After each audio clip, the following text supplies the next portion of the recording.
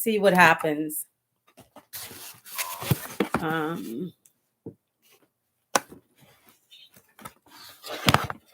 I'm trying to also make it where the lighting in here is right. So, I said it's going to show up on your picture screen. Yeah, it should. You should be able. You should be Let's see. Do you see it, John? Like, now go out and then re-click the link and see if you can find me.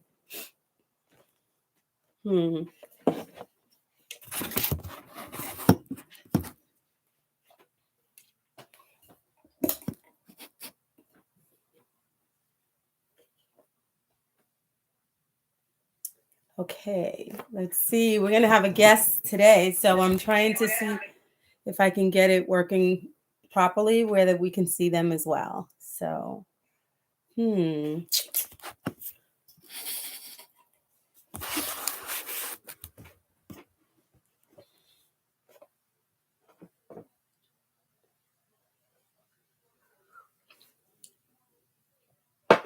So, John, if you get that, let me know, okay?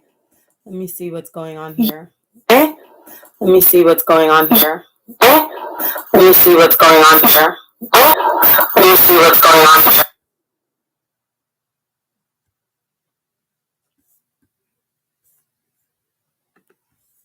Okay, can you hear me now? Yes, I can hear you. Did you click in? Yes, I can hear you.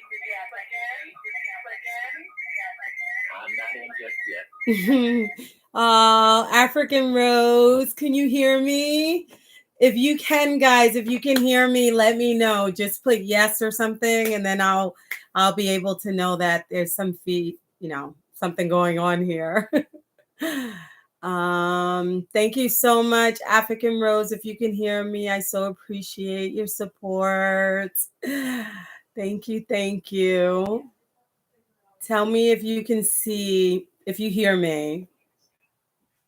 Mrs. Teacher Lady, how are you? Michael Fleming, good to have you here, Michael. Nice to see you.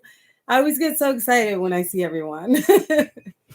I haven't been able to interact much, but when I do, I really, really appreciate seeing everyone. Just seeing the same familiar faces as well and knowing that people are fine, right? We'll talk about all these crazy things.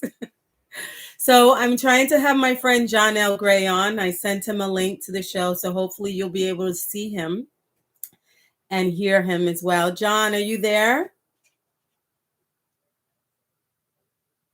I'm only on the phone here. Okay. I'm just trying to make sure to keep a link. Great. I've logged out and I'm trying to come back in. Okay. And if that doesn't work, I'll send you a link again and let's see how that, what happens there, okay? Okay. Sounds great. I'm so excited to be talking with you again. So I'm sure people are familiar with you after our interviews in the past. So it'll be nice. I figured today we're just going to talk to the people. There's a lot of things that I want to say and things like that and share, and we're just going to go with the flow and have the audience also interact with us. So all right, so let's see how that's working for you. Let me know. Okay. How do what I'm seeing now on the screen is just the watch later, share, the screen. Hi Dee, hi Sage, hi Mother Barbello. So good to see you. All right, good. So let me send you the link again, John, okay? Let's see if that makes things a bit different. Share. Okay. So copy, and now I'm going to go back and email you the link again. So hold on. Okay. John, there you are.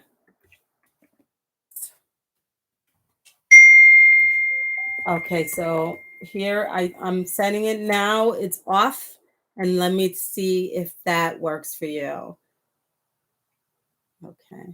I'm sorry, guys. We're going to get it together. Let's see. Okay, it's arrived. Good. And I'm clicking on it now. Okay. What happened? It was a commercial. Let's see.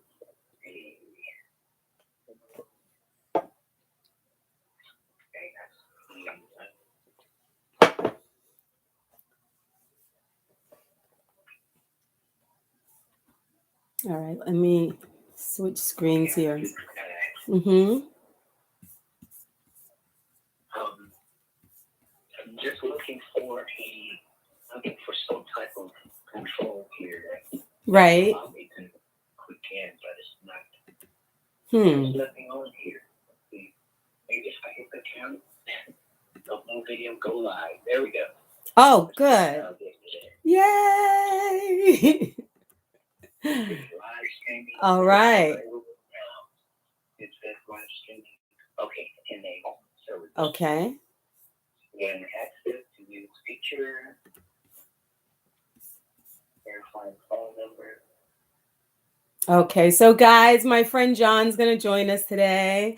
So he's trying to get in with the link that I sent him. So it should be a nice little exchange here between you guys and us. And let's just talk. Indigo Dreamer, thank you for being here. Mrs. Teacher Lady 79, thank you so much for being here. Sage, thank you, thank you. Sohara, thank you, thank you. I appreciate you guys, and I'm so happy that you guys are here. And again, just seeing familiar faces and stuff, being that I'm hardly on YouTube, when I do see you all, I really appreciate seeing you guys because it lets me know that you guys are good, that you're okay. So let's see if my friend John comes through. And if not, we'll do whatever happens. Let's just go with the flow and see how this goes today. So how's everyone doing? How's everyone doing? What a question to ask, right? I mean, we are in 2022, aren't we? Hi, Yasmin Start. Listen, I was going to email you because I wanted you to do some tarot on the show today. I'm actually going to pull a couple of tarot cards. And but next time I will love to have you on so that we could talk about 2022. Okay, Yasmin, if you don't mind.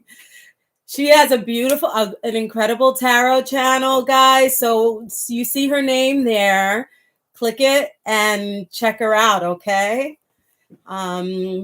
So tarot, guys, you know, I do astrology. I do all of those things. Astrology, Reiki.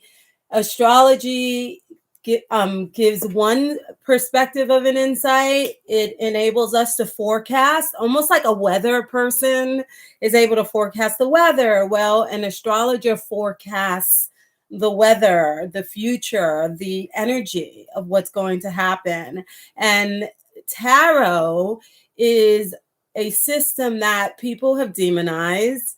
But when you start to investigate it, you begin to see and realize that just like astrology, tarot is a way of sensing energy. It's a very sensory type of tool that people use. It's almost like you're like, okay, if I wake up in the morning and I turn on the TV and they say a certain word, that means that it gives me the answers that I need. And so you turn on the TV and it says a certain word that you said, and it doesn't seem like magic to you. You might think it's coincidence, but it's kind of like that with tarot. It's like you ask a certain question and the cards are reading the energy, because we are actually in a system that is like a computer system, a simulation. And so there is a constant exchange of energy. And through that constant exchange of energy, there are people who are receiving it,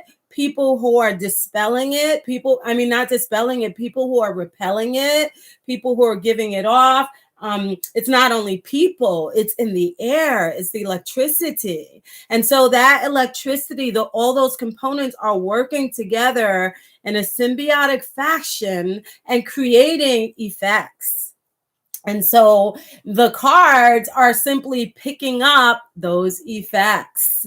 It's like reading the energies of how all of that is the conversation going on with the interactions here on the planet. So it's wonderful. Yasmin, what's the best way that you in particular, since you're a professional at it, can describe tarot? What is tarot doing? So I'd ask you that. Take your time and we'll talk about that. So my friend John, I'm waiting for him to come on. So guys, everybody that's here, tell me how you're doing. What are you thinking about? What's on your mind? What are you worried? Not worrying, don't worry. What are you wondering about? What do you see? What do you question as far as not only our reality, but also what this all means in going forward into the future? What do you see? How do you see it manifesting? And what are you doing? What are you planning to do to create the results that you desire? Okay. This is important because sometimes we feel we're subject to the authority, but collectively we are not. So if everybody's doing their part and playing their roles, then there is a way to override that which attempts to take over. And so we'll talk about that a bit. So Michael Ruffin, so good. So good. Thank you so much. He said, it's great energy we share in your chats. Thank you so much. You're a part of it. See, this is a tribe right here. We're exchanging and we're giving. And, at this time, we're here on the planet at this time for a reason. Every soul that came at this time, it's very, very karmic. In astrology, I've spoken in my channel about what's upcoming in the future. And as an astrologer, we're looking at the planets and what their conversation is at the moment and into the future. Because planets have their code, everything is a computer, right? MacBooks work like a MacBook. They get upgrades, updates. You have to shut it off in order for it to work again, or it'll get glitches. The planets are the same way. And so when the planets are inviting their conversations here on the earth, those conversations are now subject to the responses of the people that live here. We respond to the energy that is downloaded here, just like your MacBook or your Dell book responds to its upgrades and its updates. Okay. And so because that is the situation, the earth realm will work in correspondence with what it receives. Now, there are many players here. There are many types of computers here.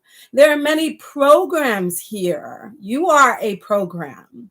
And so depending on how you fix your glitches or not fix your glitches, if you're not fixing your glitches, you're walking around here like a very tired, sleepy, a computer with no more room in it. I don't know the computer terms. But that's how you're walking around. Imagine if you tried to make your computer work and it's never been upgraded. The disks are full. You've never taken stuff out or thrown stuff into the trash on your computer. How are you going to work? That is how you're working if you are not understanding yourself. And so astrology helps you to understand yourself. It gives you a look at your manual. Like, seriously, guys, right? You go out and you buy a car. You spend a lot of time trying to figure out about the car, if it's going to be something where you should put your money in. But when it comes to ourselves, we don't think that there's a manual. There's nothing to consult, right? And so whether you become your own astrologer, you become the doctor that heals yourself, or you go to someone else. This is the the parts of humanity that have been neglected for so very long. And this is why we see ourselves in the conditions that we are in right now. Not only are we broken, not only are we glitchy, but we are also lacking knowledge. Knowledge of how powerful we are individually and how powerful we are collectively. I look at my children, and I see everything that is happening today, and I am like, it is so very easy to break down right now, to give up, and to think that on some level you have been defeated. But the reality is that you can never ever be defeated, and the reason is, the evidence that you cannot be defeated is to look at your ancestors. Look at all of those people that came before you that suffered. Look back to the decades, if you're Black American, to what we went through. I look at my mother, who died just in July at 85 years old, and I see what she went through, and she was strong. She had 10 children. Her mother died when she was 13. She was in foster care after foster care, raped. Everything happened to her. And then she comes and she meets my dad. She thinks he's a knight in shining armor, and she's trying to create this fairy tale. And 50% of her energy to make a fairy tale was incredible. She did an incredible job as a mother and as a teacher when she had no tools, nothing. She made that work. The other 50% was the deficiencies in her, because she was broken. There were glitches in her computer that needed repair that were never, ever looked at or addressed. But somehow, with all of that dysfunction, we're here. And she gave us so many valuable things that was so powerful. And I look back and I'm like, what a powerful woman. What an amazing woman, that even absent of all that can enable her to heal, she was incredible. And so, guys, look at how incredible they were. They may not have all been good, right? Look at what they've been through. Look at the inheritances of trauma and deficiency, both psychologically, physically, figuratively. But you're here, even though you're still here. That shows the power of the human spirit and our abilities and our capabilities. Now you are here, and you have the tools that they never, ever had.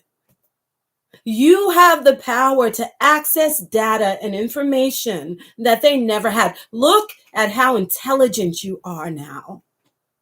You've been to college. You've educated yourself. You didn't get a degree, but you educated yourself within the last 10 to 12 years, haven't you? All of us have had access to information on the internet. We've had books that we never thought existed. We've had a craving and a hunger because there has been a quickening. And so we have garnered this information, and it has empowered us.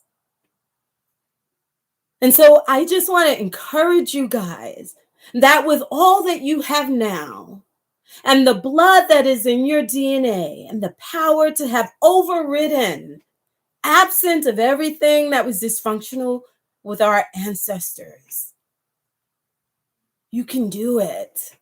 And you can overcome what is happening today. We see it now because we have information. Knowledge is power.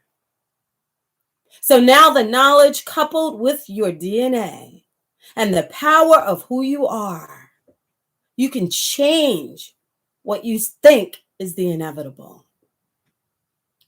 And so the planets work that way. The manual works that way. Whereas an astrologer, we can read the potential of the forecast of the energies, but we can also understand that with each personality, with each particular energy, there is an opposite possibility. And so though the planets speak, and I had spoke for many years before 2020, warning of what would be happening. I didn't mention a virus, but I said our world would never be the same again. Even though the planets speak that language, they also speak the language of change, that we can change the results. And so even though the results change, it'll still be the language of the planets because the planets show opposite possibilities. No one speaks of that. But it is important to know so that you are not discouraged. You have power within your soul to bring change, to understand and to know that when you look at you and who you are, and I point to this because we know our story, but there are many that do not look like us that are just as good. When you look at yourself and what you've been through and what your ancestors have been through, you summon up the power and the energy to override what the attempt is to do to you, because there is no way that me or my children will ever be enslaved again. And so if we put our hands up and we just say and we surrender, then you will be there again. And we will have no one else but ourselves to blame. They put us to sleep. They did. They did a fantastic job. Bravo. Bravo. You caught us asleep. While we were shut down as a computer waiting for the updates, you were doing all of your programming, right? But we see you because we have employed the mechanisms that enable an eye that can see into the unseen worlds. We have astrology, we have tarot, we have our intuition that so many of us have been able to connect to again. Many people have realized the facade of religion and why it has been constructed to distract. Why the construction of religion has taken you from who you are, because anytime you employ a religion, you are not yourself. Sorry, you're not yourself. What are you when you're not religious? Who are you? Do you need a book to tell you not to murder? Do you need a book to tell you not to kill? And so many of us have come to this place right now where we see that and we understand it because we got rid of the verses and the highlighting and the checking off the verses and opening up the books and the quoting. We stopped that. And so by stopping that, we got to go into the dark space, right? The dark room, our inner chamber, the Bible calls it, right? And we got to see, to really see. We don't need to read to see, we get to see. And because of that, we've come more into union with who we are, what kind of person we are. And we wake up in the morning and we're like, oh, I feel like a cup of tea. I feel like reading a book, this book today, not that book, this book. You move through the spirit because the spirit does not have a schedule. The spirit moves freely. It is fluid. And so many of us are now in that, we've been in that vibration for the last number of years. And so we get it. We get it. We understand what it is to be a spirit living in a body. We understand what it is to be divine living in a body. We understand how living in the body can be what inhibits the ability and the potential of the spirit to grow. Because sometimes the body wants to do what it does, right? The body wants a burger sometimes. Sometimes the body wants French fries, and we know it's not good. Our spirit knows. But sometimes we just have to be human. And so we are going to be navigating through time and space where we will have to go back and forth between what it means to be physical and what it means to be spiritual. And so that may mean stopping a person from infringing upon your right to exist, to be free, to be who you are. And so, okay. All right, guys. I did not mean it to go off all into that stuff, okay? But I want you guys to know how powerful and how strong you are, and how beautiful you are, okay? And how nothing has more power than what you give it. Nothing. Okay, so let me just say hi to a couple of people that came in. Let me see here. Daryl Richardson, so good to see you, my brother. So good to see you. 36th Street, Real, the power of the coming race. Yes, let's talk about some of that, okay? Thank you. Zohara L, a beautiful breakdown. Thank you so much. This is us. We're all speaking right now. So whatever it is you guys want to talk about, let's do that, okay? Thank you. Raisin Ascension, lovely Vera, so good to see you, Raisin Ascension. So good to see you. 36th Street Hero, I hate to be a downer, but we are just clones with a slowly growing consciousness of what we came from and where we used to be. Deja vu is confirmation of our replaying life in a loop. Yeah. I did a documentary and I went into a lot of those things, and there is a reality of the human condition, and that reality, 36th Street Hero, exists because of our ignorance to its existence. And so this is why the human family has been kept in perpetual ignorance, in order that the facade of the program can continue to exist. And so that shows and means that we are very powerful, but we are powerful when we're together.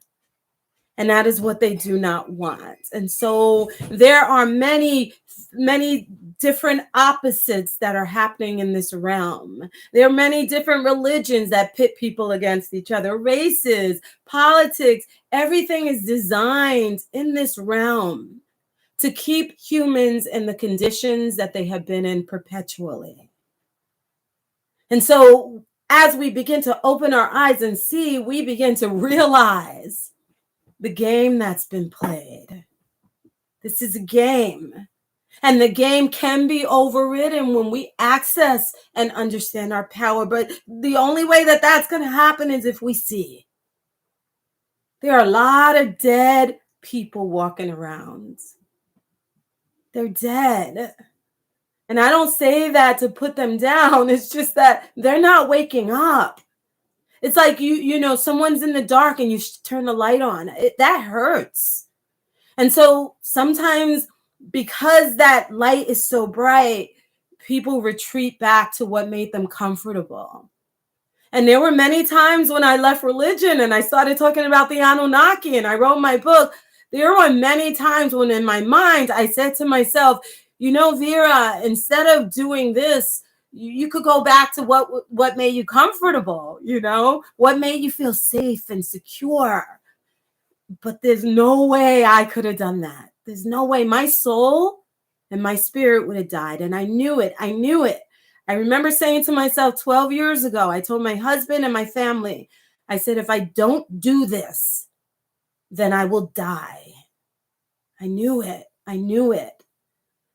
And so for each of you too, you must have felt these urges to unmask and to figure it out. And you had to garner courage, because it takes courage to look into what is hidden. It's easy to retreat and go back. And that's why most people retreat. Most people go back. 2/3 go back. 2/3 retreat. And they want you to shut the light off.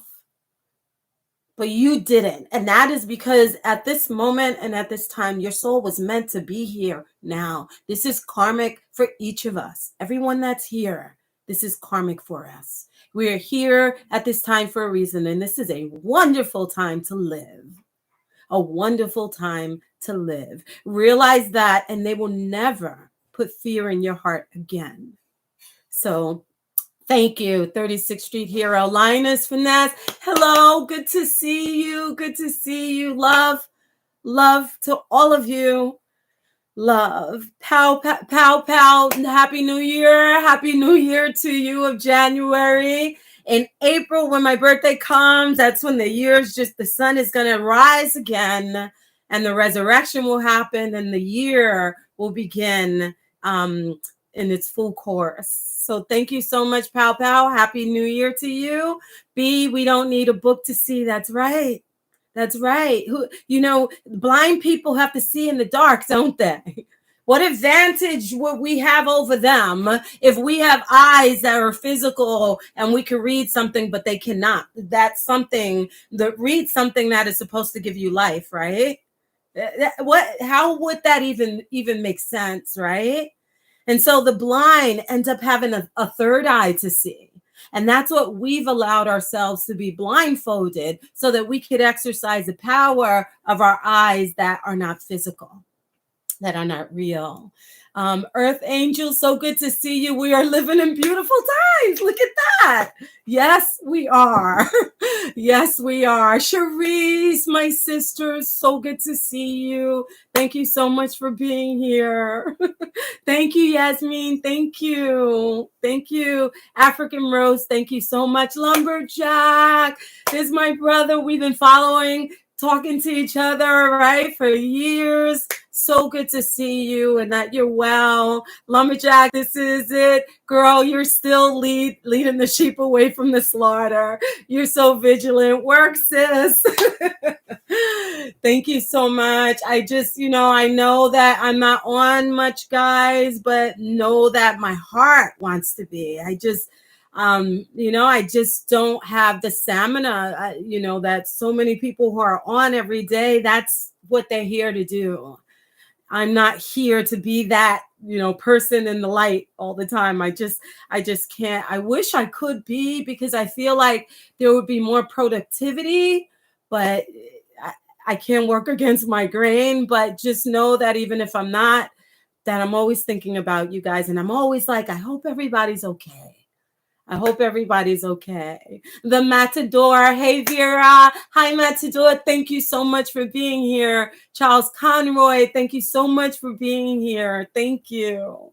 So, guys, what is on your mind? I mean, I just had this whole spiel of, of blabbing. What's on your mind, guys? Talk to me. I can't even hear myself. Let me see something. I can't even hear myself. Let me see something. I can't even hear myself. I don't want that. Okay. So, so guys, what is on your mind? What is everybody doing? What do you see happening in the world today? That's what I want to know. Be careful with your words, because they are censoring everything. Just, you guys understand that. There are astrological planets that are activated that bring forth deception. And oftentimes the deception can be in other planetary areas and signs that correspond and deal with the internet. And so those energies at this time are very, very strong. They're being activated. And so because of that, a lot of people who are speaking against the regime, they're being taken down off the internet. Mainstream media is not talking about the things that you should be looking at.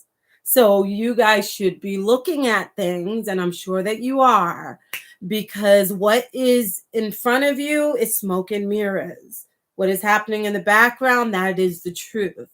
And understanding what they do not want you to see, that they keep censoring, that is what's going to help you prepare for all of the things that they are trying to accomplish.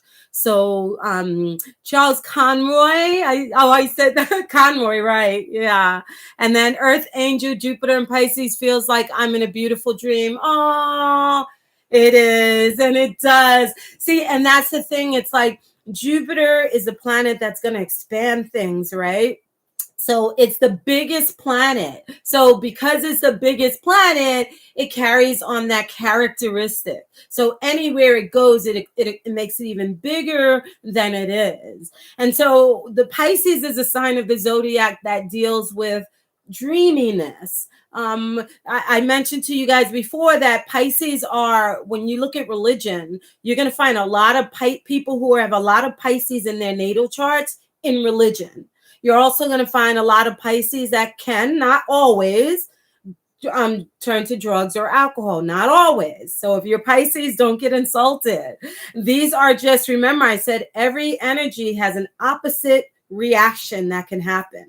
It could be a positive or negative, but they're always oppositional to each other. And so, so Pisces also rules institutions and hospitals, right? So remember, I said Jupiter is a planet that expands things, right?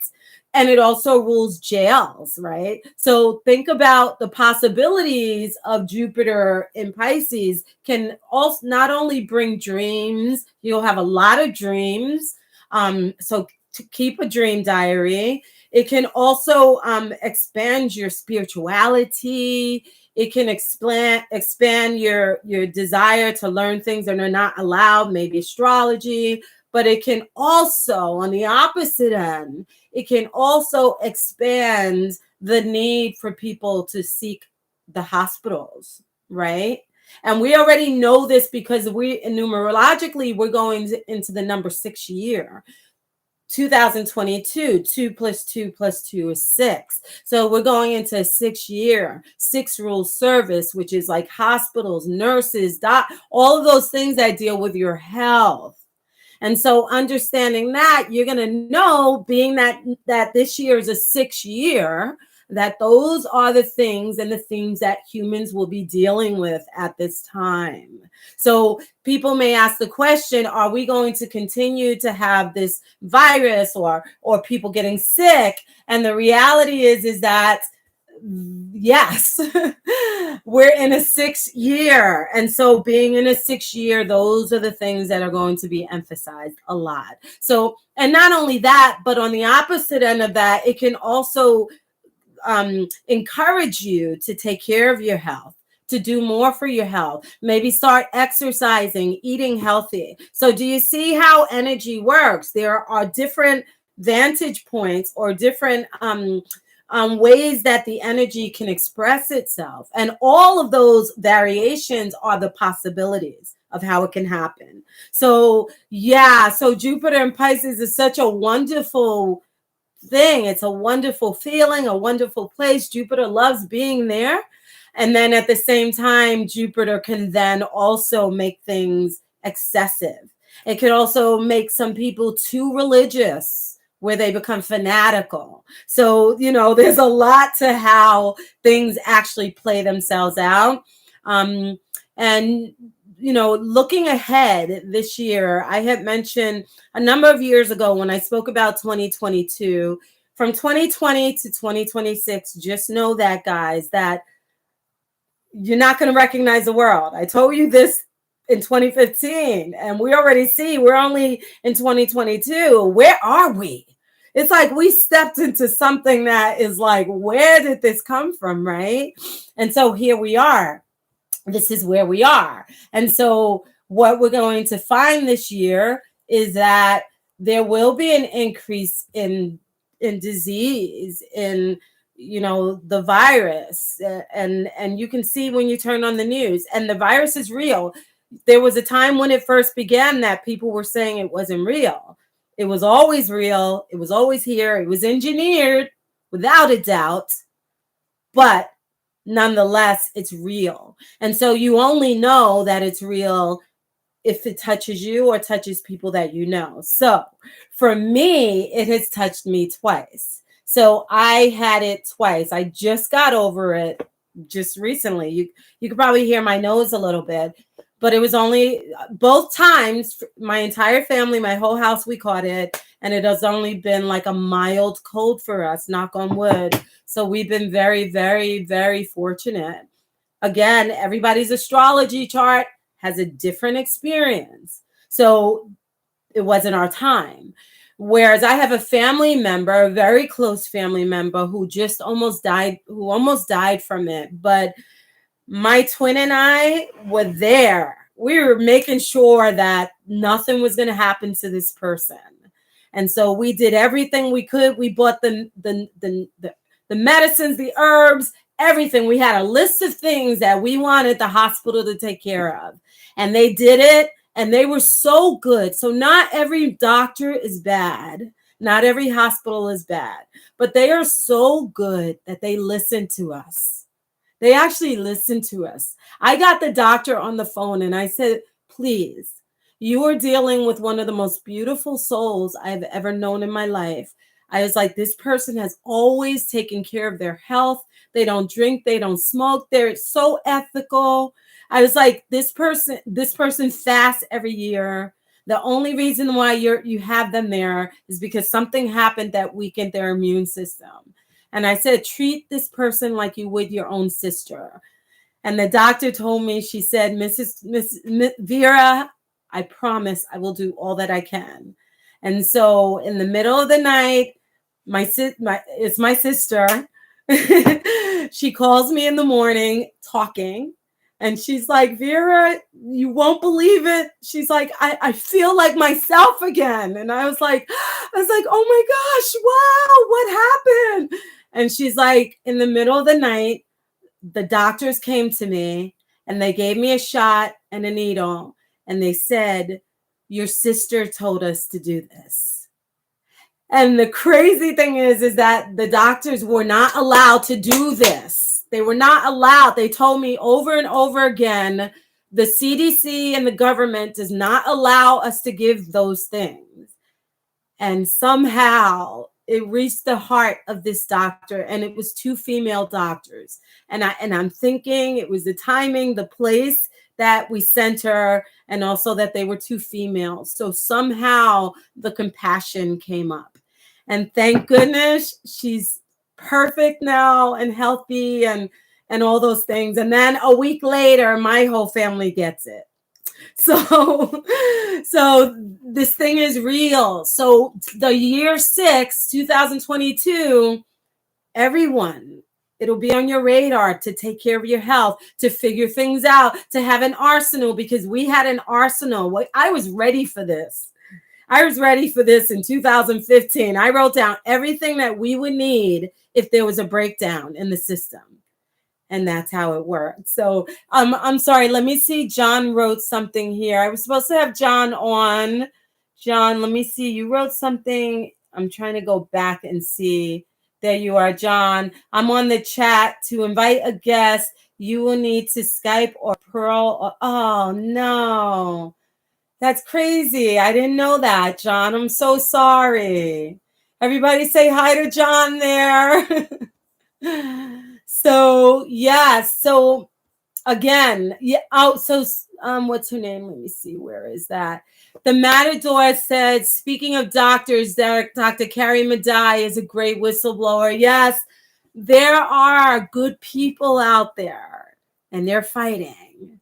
There are lawyers, there are doctors, there are everything that are fighting to stop what is being done. I did a video maybe a year ago on the New World Order. Recently, I did an actual video on the New World Order.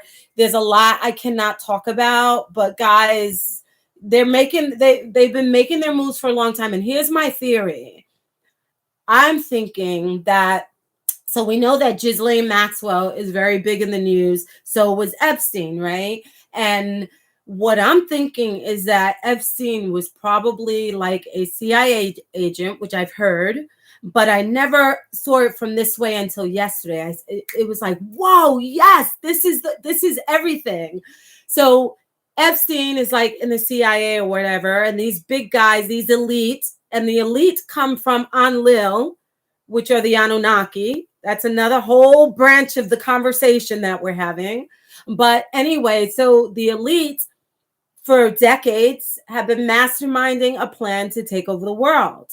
And so in doing that, there was an understanding. I can't prove this, but this is in my spirit. It just came to me. So there was a plan for decades, actually thousands of years, because all of the secret societies, every single one of them, have been engineered and started by the Anunnaki. Every single one of them, just like every single religion, they have all been started by the Anunnaki.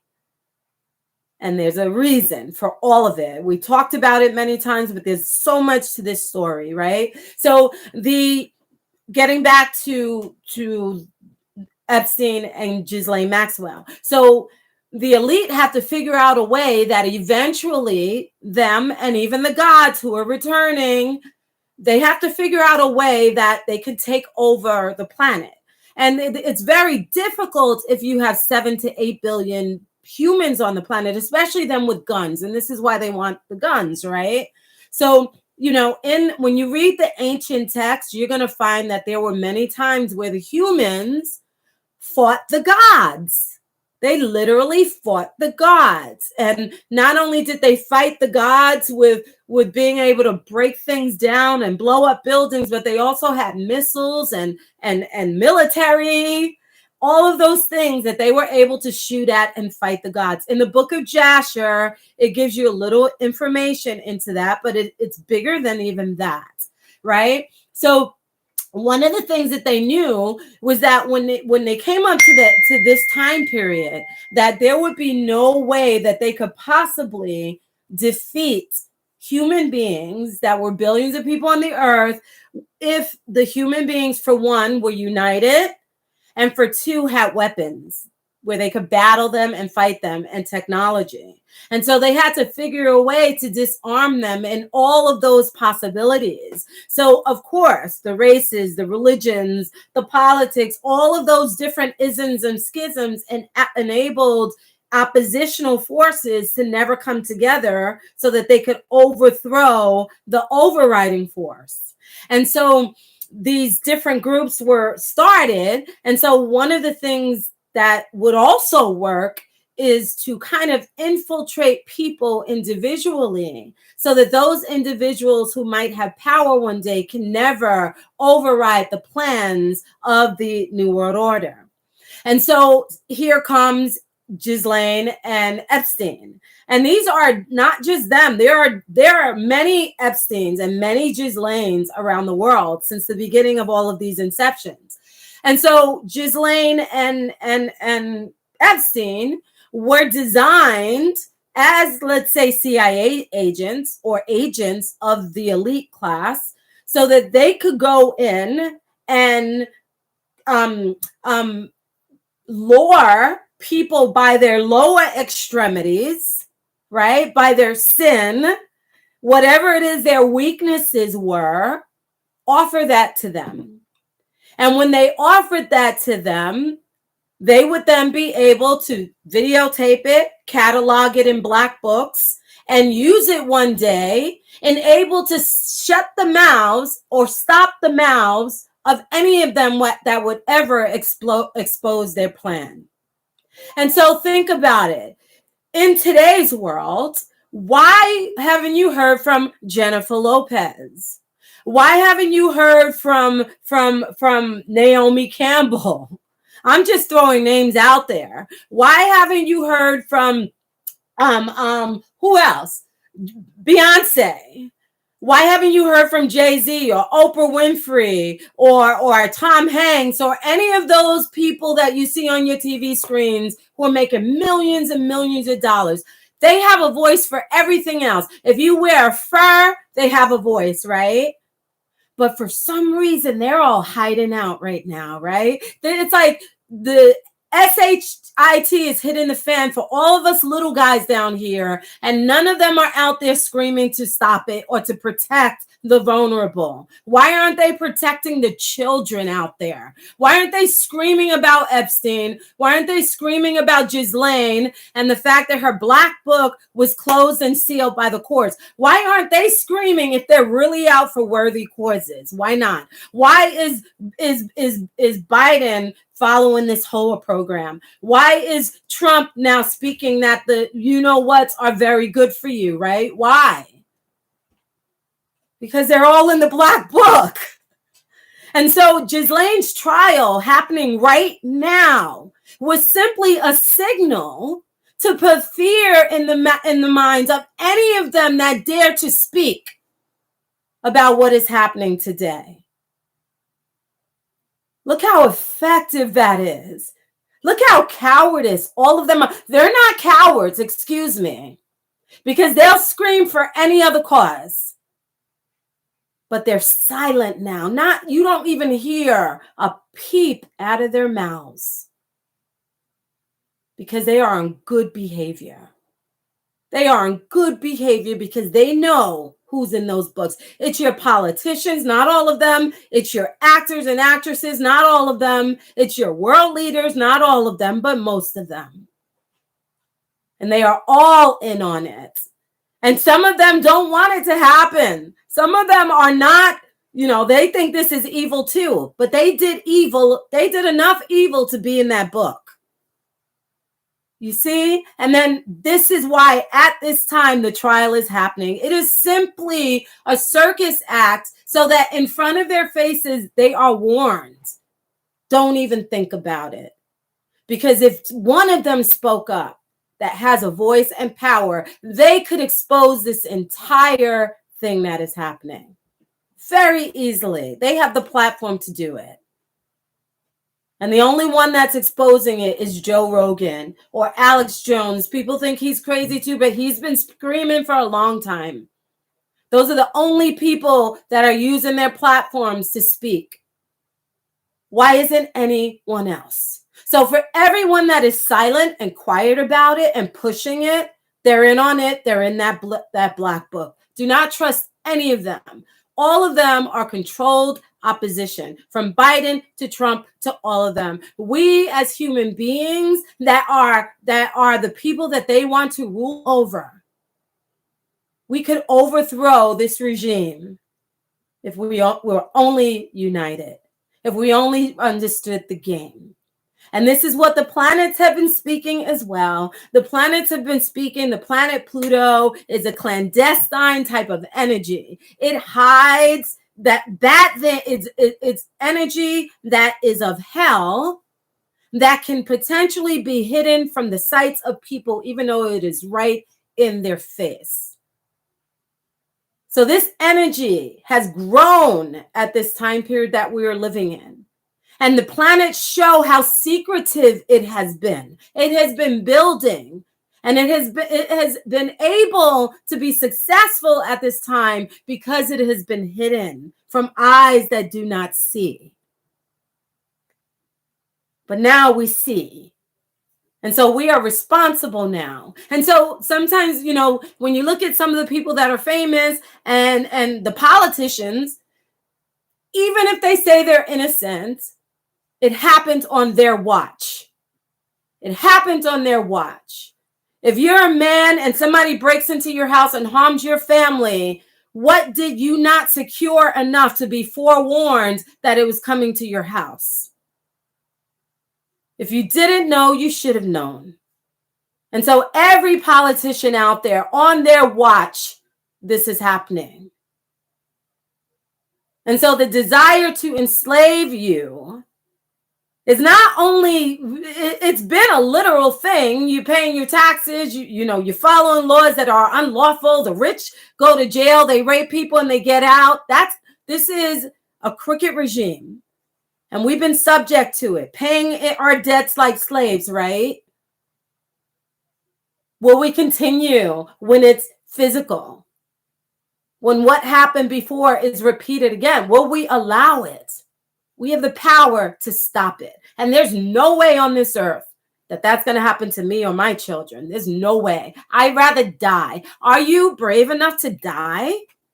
Are you brave enough to be the child that stands in front of that gun? That stands in front of it and is not afraid and does not cower, but holds up his chest. Is that you? The only reason that powerful regimes have been able to take over is because the people allowed it.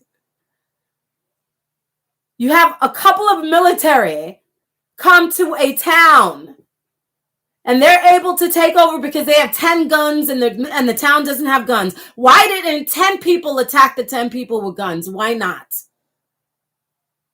That is the courage that you will need, that we will all need to overthrow. We need to be physical, and we also need to be spiritual.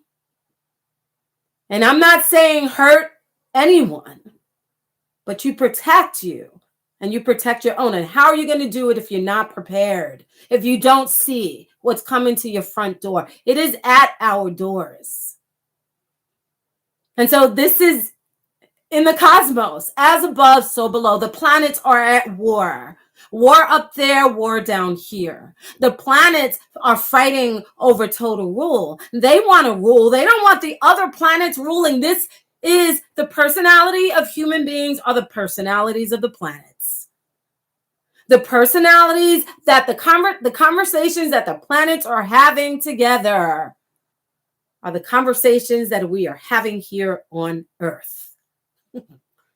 As above, so below. Understand that, but also understand, as I said, that every single thing has an opposite possibility. And so we have the energy moving forward into the future with the planets that also speak of the possibility of unity.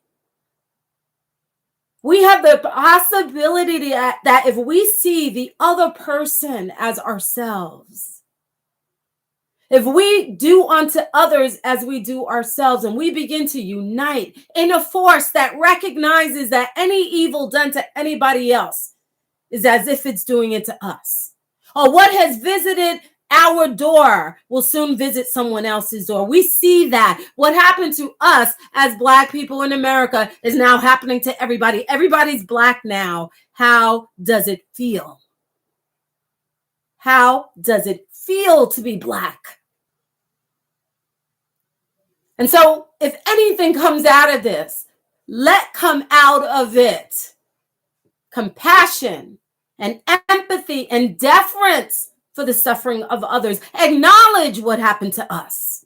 Acknowledge that it was evil. Acknowledge that it has affected our children into the future. Acknowledge the generational curses that came from our suffering. Acknowledge it. And realize and acknowledge and verbalize the fact that our condition that we are in is not simply because this is who we are, but because of what was done. And how do we repair and fix it? So what has happened to us is happening to everybody now. The Western societies are falling, and they're doing it to themselves. The elite are doing it to themselves. It is all planned. It is all part of the plan. It is all part of your holy books, after all. The holy books are the playbook of the elite. It's a playbook of the Anunnaki. They've been telling you the whole scenario the whole time. And this is why the God of the Bible says, I will bring curses. I will bring open the seals. Who's doing it but him? Because it is them speaking in first person, second person. They are the protagonists and the antagonists. Opposites rule this realm. Sorry. Okay. Let me see. I go somewhere and then it's like, all right, let me come back. Where did I leave off? Okay, so someone said, so Hara L asks Vera, will the East Coast be underwater because of pole shift 2024 through 2025? I don't think so. I mean, I'm just telling you from my instincts. I don't think so. I think we will see a rise in tides, but it won't be on the East Coast, if anything. But again, the playbook of these ruling regimes, this elite, the word El comes from the Bible. It means God. So when the elite are called the elite, it's the ruling classes of the gods. Okay, right? And so the elite plans or their playbooks have been telling us for a long time things that will occur. They also show us on TV and in videos and in movies. And if you remember that one person who's not speaking up right now, who's opened her big mouth before, Madonna, she's not saying a word to you as far as what's going on, because she's in on it too. And so she did a video maybe 3 years ago on the Emmys or whatever those shows are. I don't watch them, but I saw this particular video, and in it she had people wearing gas masks. This was in 2019, I believe. She had people wearing gas masks, and she said not everyone is going to make it to the future. That is what she was singing. And so the things that they show us and they tell us are really preparing us for the next types of events. And so in their book, it could be possible, but they also know that if humans wake up and unite, that their plans are thwarted. Even the gods, their plans can be thwarted. And this is why the gods continually say they're coming back and they're going to do what they're going to do, but their plans are thwarted also. Think of human beings. Think of them. That's a great question. But, Zohara, we still won't recognize our world. A number of years back, I spoke about the year 2022. March, I see some things happening in March. Also, there will be revolution. America is reaching its point. If you think about the planets and the energy that I've been speaking about, during the Civil War, the energy from the planets activated the response in America to create what happened in the Civil War. So that particular energy, that mark and that personality of that energy is revisiting us again in 2022. But it's not just that particular energy revisiting us, but it's that on steroids, because there are other planets that are like, well, let me get my piece in there too. Okay. And so it's going to be on steroids. And I don't say this to fear you, but to prepare you. And you already see the momentum. So there's nothing to fear. You are living through the best of times and the worst of times, aren't you? Just like the book, right? So don't be afraid of this. Keep your eyes open and watch what is going on and prepare for what is going on.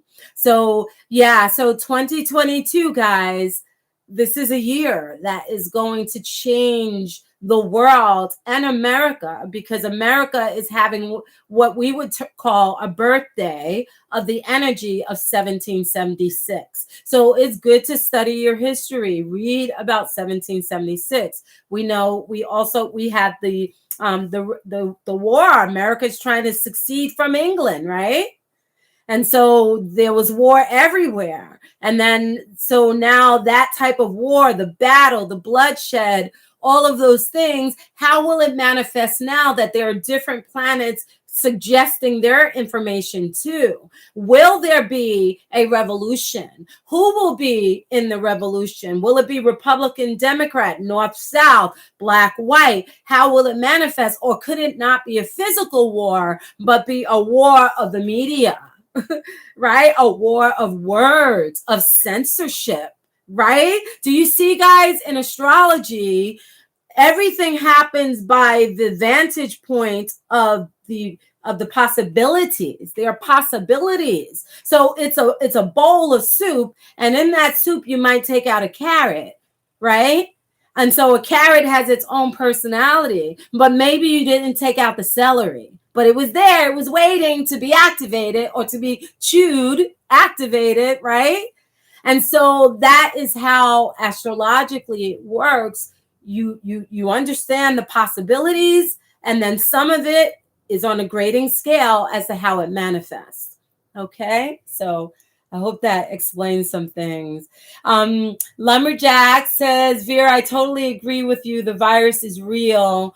Through gain of function, it is, psychogenetically linked to our sense of self-esteem and hopelessness. Bravo. Bravo. Beautifully put. Yes. And see, everybody's talking about the virus and how many people are dying and blah, blah, blah. But I'm like, what about gain of function? Why aren't you talking about that? Because by talking about that, it unravels the entire scheme of what they've done. We need to talk about the fact that a group of people designed something in the laboratory that would kill billions of people around the world. Let's talk about that so that we can figure out who the people were that did it and who the people were that were backing it. Soon as we get to that, then you're going to jail. You're going on a world court and you're going to jail. So the idea of the media is to distract you from that, the cause, and only talk about the effect. No, we want to get to the root. We want to speak about the cause. And so if each of you has any power to influence people and talk to people and start a movement, let's talk about that. Let's get to the root of what is happening. And then we can talk about how many people died as a result of their design in a laboratory and why they did it. Because I know why they did it and what their plan is. Great, Lumberjack. Thank you. Zohara, me too. I'm getting rid of the bug again. Oh, yeah. And you know what? Thank goodness, Zohara. I don't know if it's for you too, but like I said, the first time we had it, which was in 2020, November, all 5 of us, it was mild. And this time it was a very mild. And I feel like this time a lot of people are saying it's mild. It's like a very soft cold, So hopefully if anyone got any of them, you get this one and you just get over it and then you develop immunities. Because I had it in November. My immune system is strong, but the gain of function people designed something where now these things are mutating and they're escaping immunity, right? But this new one is very weakened. And so when the virus is weakened, it's the last one that usually stops the movement of the other ones. And my friend John L. Gray, I wanted him on the show so he could break like health things down because he's very much into health. So, John, we're going to have to work on that. So, let me see. Charles Conroy. Oh, who's MI6? Is that, what's her name, right? Epstein's girlfriend. Unbelievable, guys. We should be outraged, but no one's screaming. No one's saying anything. That the corrupt judicial system has the ability to close a black book. You're gonna prosecute the person who found little girls to be raped, but you're not going to prosecute the people who actually raped them. You're going to close the book that tells us who they are. And that's because there are so many of them, right? So many of them that are powerful, right? No, we want the black book. We want that book opened up. Let's get to that too. Let's talk about gain of function and how it all started. And then let's talk about the black book and start arresting people all around this world, right? Unbelievable. Via infiltration through religious preference. I missed that, John, your first point. Celebs, sports figures. Yeah, it's like ubiquitous that, you look at all of them that are silent and you're like, why are they silent? Why aren't they speaking up? Because if you and I had a voice, we would speak up, wouldn't we? Why aren't they? Something's happening. Oh, thank you so much. I didn't even know I had a money thing here. Thank you so much, Natasha. Natasha says, thank you. No one talks about that. It blows my mind. You did a natal reading for me, and I am finally reading your book. Thank you for being with us today. Love you. You're going to make me cry, Natasha. Thank you. Thank you. Thank you. Thank you so much. We have to be here for each other, guys, because love is the greatest force that is out there. It's like, I don't even know you, but I love you. And you know why I love you? Because I love me, right? I love my children. And so when I see another child, I love that child.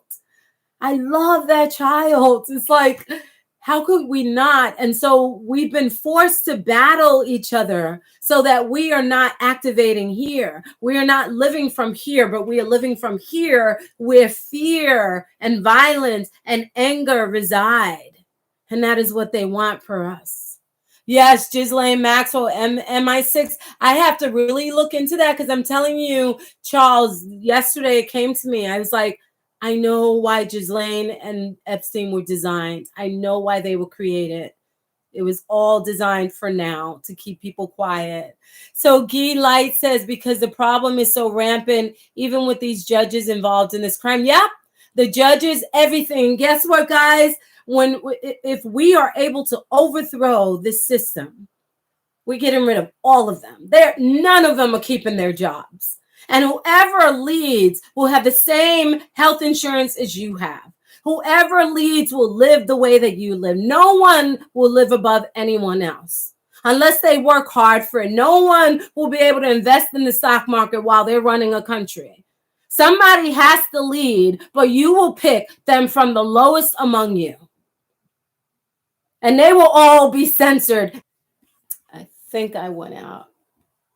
Did I go out, guys? If you can review the layout of the earth, we will also know where they are and have come from. Ultramagnetic. Can you hear me, guys? Okay, ultramagnetic. Yes, very powerful names in that book. People we see all the time, judges to doctors to professionals, politicians. Yep, they're all in that book. They're all in that book. And you did, but you're back. Okay, good. I'm back. So that is one of the reasons that they have been able to be successful to stay hidden from us, is because of the planetary energies that were enabling that. So right now we still have the planet Pluto that I told you deals in clandestine type of affairs. It is the planet that think of hell. So it is a planet of death and rebirth. It is the planet of power. A lot of people that are very powerful politicians that have a lot of power in the world, they have very strong plutonic energy within their natal chart. And so at this time where Pluto has been situated, it began a movement since 2020 where this energy just kept amping itself up. And then when Saturn was conjunct Pluto, it amped it up even more, and it enabled those who are in control and in power to up their game and to give them the energy that was needed and all of the resources, the money, all of that to take over. And so that's where we are right now. And also dealing in deception. The planet that deals in deception was also in the planet dealing with not only viruses. See how this works? You can't lie. Like, you can't make astrology up. The planet that deals with astrology was also in the sign of disease and things like that. And so here it is, you have this virus that comes along, and it's like you can't even see it. Nobody knows how it is. You're hearing from professionals and they don't even understand it. And they're lying to you about it because the planet that deals in deception and lies was also highlighted. You see this? This is why they were able to function. And also dealing with medicine. That was also highlighted with deception brought into it. And now we know how they were able to deceive us with the medicine. And so, man, I wish I could talk more on this stuff, but I can't. Just when you said censored. Yeah. So, right. That's what I noticed too. I was like, why did my computer go out? Let me just take a sip. My voice is getting dry. So I just want to let everybody know too. So many of you write me, and sometimes, and especially since I've been going through this with my sister and then me and all of us, we were sick for about 4 days. But anyway, just inundated. So I haven't been able to write you back. So I wanted to say too, and at this moment, please understand if I don't write back, if I don't write in the comments, because I always prided myself on writing everybody in the comments. And I've gotten away from that because I've just been so all over the place. So, but I want you to know that I see you, and thank you. Thank you so much. John says, oh, Erwaranan on BitChute. I'm gonna have to look that up. Ultramagnetic. Every time I text comment under so-called experts on this virus that it was developed in a lab, they never ever responded back on my statement. Nothing in nature created this. Exactly. And we know that this had to be designed because of the way that the spike proteins work. So I'm kind of becoming a little sciencey, which I never was, but I understand why we're in the position that we are right now. And again, I mentioned how in 2022, the hospitals are highlighted, and also being like admitted into places, whether it's jails or whatever, hospitals, jails, rehab, all of those things are where Pisces rules. And so with the energies of the planets being moved into that, expanding it, we might see a lot of those things happening. So I see a lot because of what people have been given, right? A lot of that, you're going to see a lot of people in the hospitals and stuff. And 2/3, right? 2/3, they tell you in their playbook, won't make it. And that's not to scare you guys, but you can see it happening all around you. Every day I'm getting a phone call that someone's gone. I've never seen this in my life, ever. And I know that I'm 53, and that's when you start seeing your aunts, your uncles, your parents die.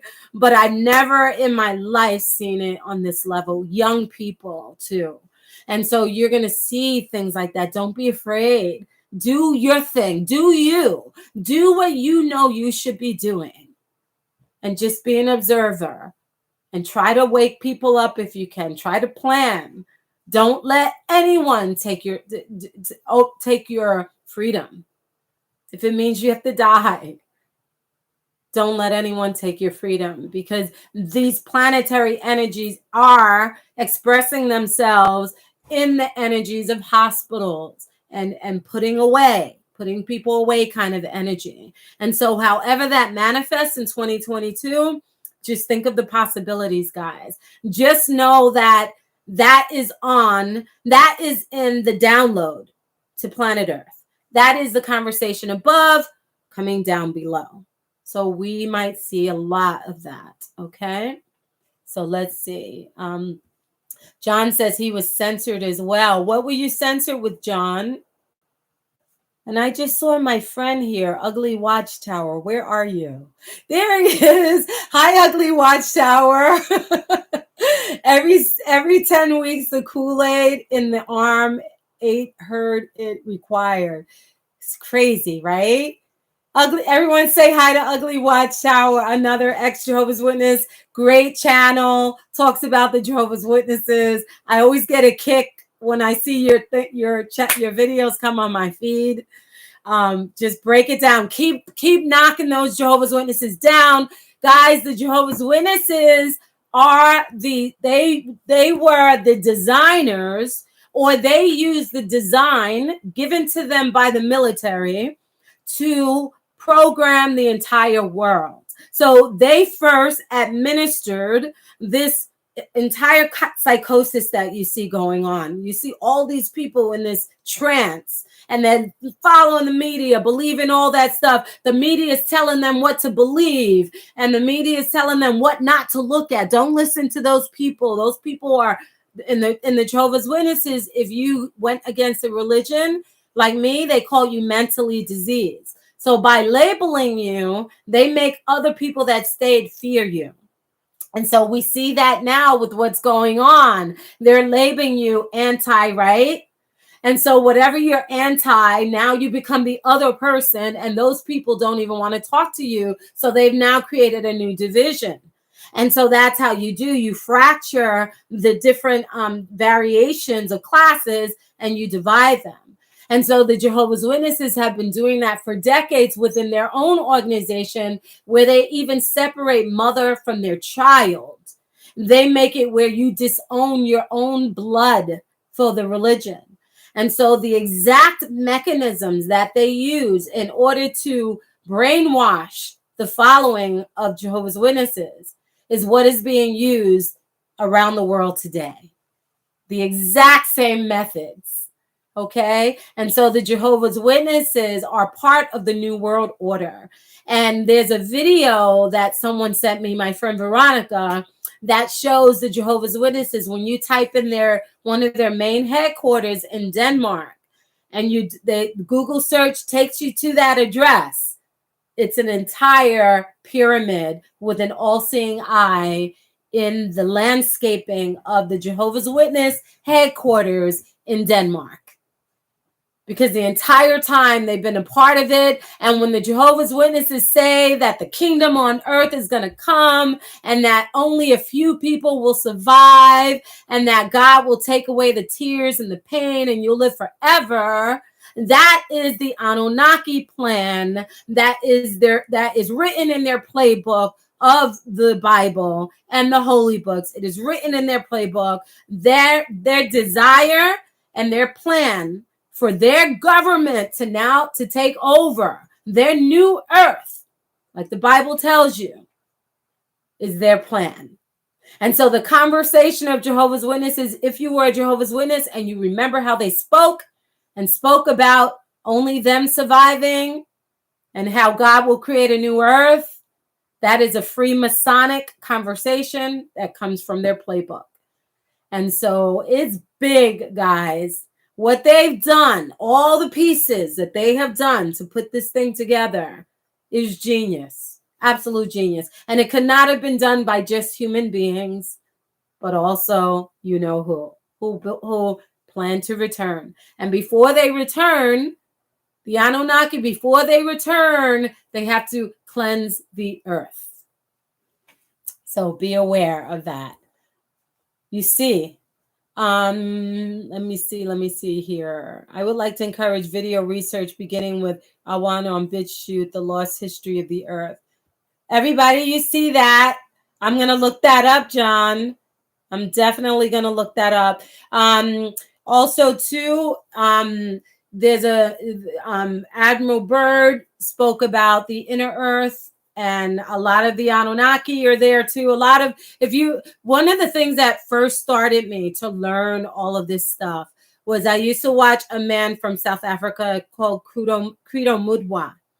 And Credo Mudwa is a South African man. And if you know by my work, I talk about how the Garden of Eden and when the Bible says that the gold was good, it was speaking about the Anunnaki coming here in search of gold. And one of the main places, the main hubs of where they found gold on the earth and they began to mine it was in South Africa. And so South Africa is one of the oldest of human civilizations on the planet. And you can even see the old relics of the gold being mined there. And so there's a lot of history there. So when I saw this man, Credo Mudwa, my ears really opened up because I heard where he was from. And he was a wise man of his people. And I was like, this man has something to share. And he began to speak about how the gods would come up from the earth, from the inner earth, out of the ground. And how every time they would come, they would present new stuff or new information, or they would interfere in the affairs of man. Every time they came. And so when you see the African gods and the relics, you see them with the Indians, all the different races, those images that they have carved and designed on stones and rocks were in order to testify to the story of when the gods were here on the earth. Let me see. Jehovah's Witnesses didn't want me joining them 20 years ago because I asked too many questions. I love that. Yeah, they don't like questions that are intelligent. So that tells me you're an intelligent person. They don't mind the stupid questions that they've been asked because they're prepared for a certain number of questions. You must have asked them some really skeptical questions. I love that. John Withero Vera, I was a witness. What does the Anunnaki say about death? Wow, John. Wow. Interesting. So I've never read anything or uncovered anything that speaks about the Anunnaki, what their perception of death is. What I do know is that the Anunnaki fear death. They do not want to die, just like we do not. And what I do also know is that the Anunnaki do die, and they can die, right? And so the Anunnaki live longer than human beings. And the reason that they live longer is because of technology, right? I mean, think about it. The only reason why you and I are here is because of antibiotics.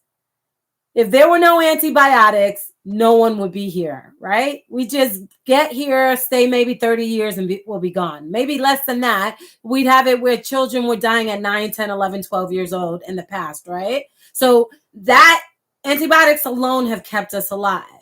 With the Anunnaki, not only do they have different medicines, but they have machinery, technology. Think about the Bible when it speaks of the covenant, of the Ark of the Covenant. That was a technological machine. But you don't know that if you're in religion. You just think it's like some magical thing, right? It's a machine. And that's why whoever touched it died, because it was radioactive. It was radiation. Okay? And so, continuing with the Anunnaki and age. So what keeps them alive is technology. Additionally, according to the records, when they're here on Earth, they don't like the sun. This is why the God of the Bible, it says of the God of the Bible that he would walk around during the breezy part of the day. If it was too sunny, he wasn't going to walk around. If you notice, it says he walked around, right? Come on, guys. Now we know what all that is, right? So he walked around during the breezy part of the day. And so by being in the sun, they age faster, right? And so not only do they age faster, but being on Earth, being that the Earth goes around the sun quickly, 365 days, that like for us, that makes a year for us. A year is a long time for us. For them, that quickness around the sun makes them die faster as well, which is why the gods don't stay here long. When they do come, they come and they go, or they go in the earth, so that they are not exposed not only to the radiation, but the time spanning of the orbit of the earth. And so I hope that makes a bit of sense. So additionally, their technology enables them to live thousands of years. And this is why the elite are talking about creating technology to live long, because not only have they gotten technology from the gods, but they also are trying to copy the gods as well. And so their goal is to be immortal as well. They want to be gods just like the gods, because you can become a god if you accomplish what is needed to become a god. Okay. And so that is their desire, is to live forever, because they do die just like we die. They die from diseases as well. Some of them, the Greys, have very short lifespans, and they're dying. Their entire race is dying. And that is why they mix with humans, because they are trying to find a way to extend the lifespan of their people, which is why they're so doggone evil, the Greys. Okay, so yeah. So they, there's nothing you can read where they're speaking about death, but when you like study the Anunnaki and you put all the pieces together, you understand that death is a possibility for them, and also the desire to live forever is.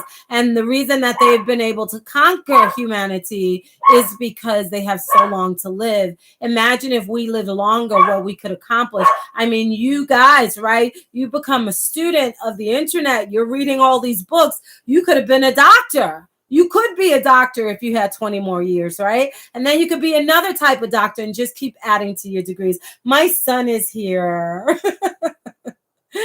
That's my baby right there, Verge the astrologer. Whenever, guys, I'm not doing astrology because I get tired out, my son does it. That's his channel. So hi, baby. So my son wrote, I'm sorry, I know he's older, but I still call him my baby. My children, I'm a Cancer rising. That is the mother of the zodiac. We love babies. We love our children. We love everybody's children. So he wrote the Abzu, Adam's calendar in South Africa, the grave of Dumuzid, Demusid is right on the site where all the ancient gold mines are. I've seen pictures from them. Me too.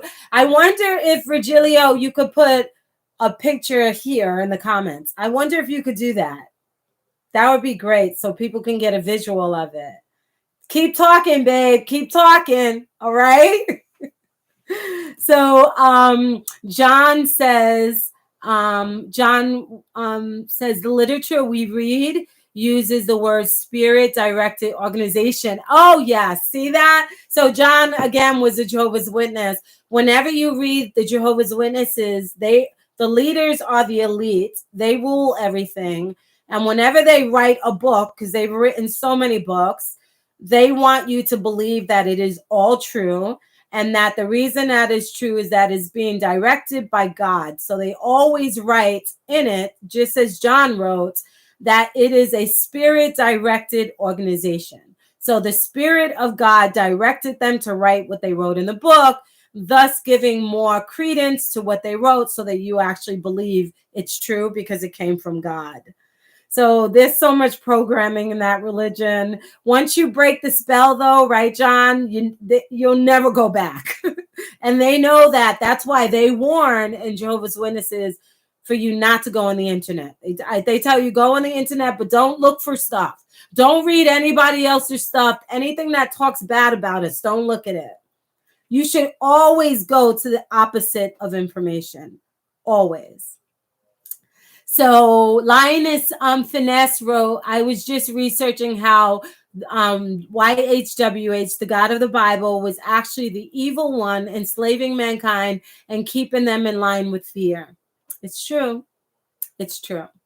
The invention of slavery came from the gods, plural, of the Bible. The invention of it.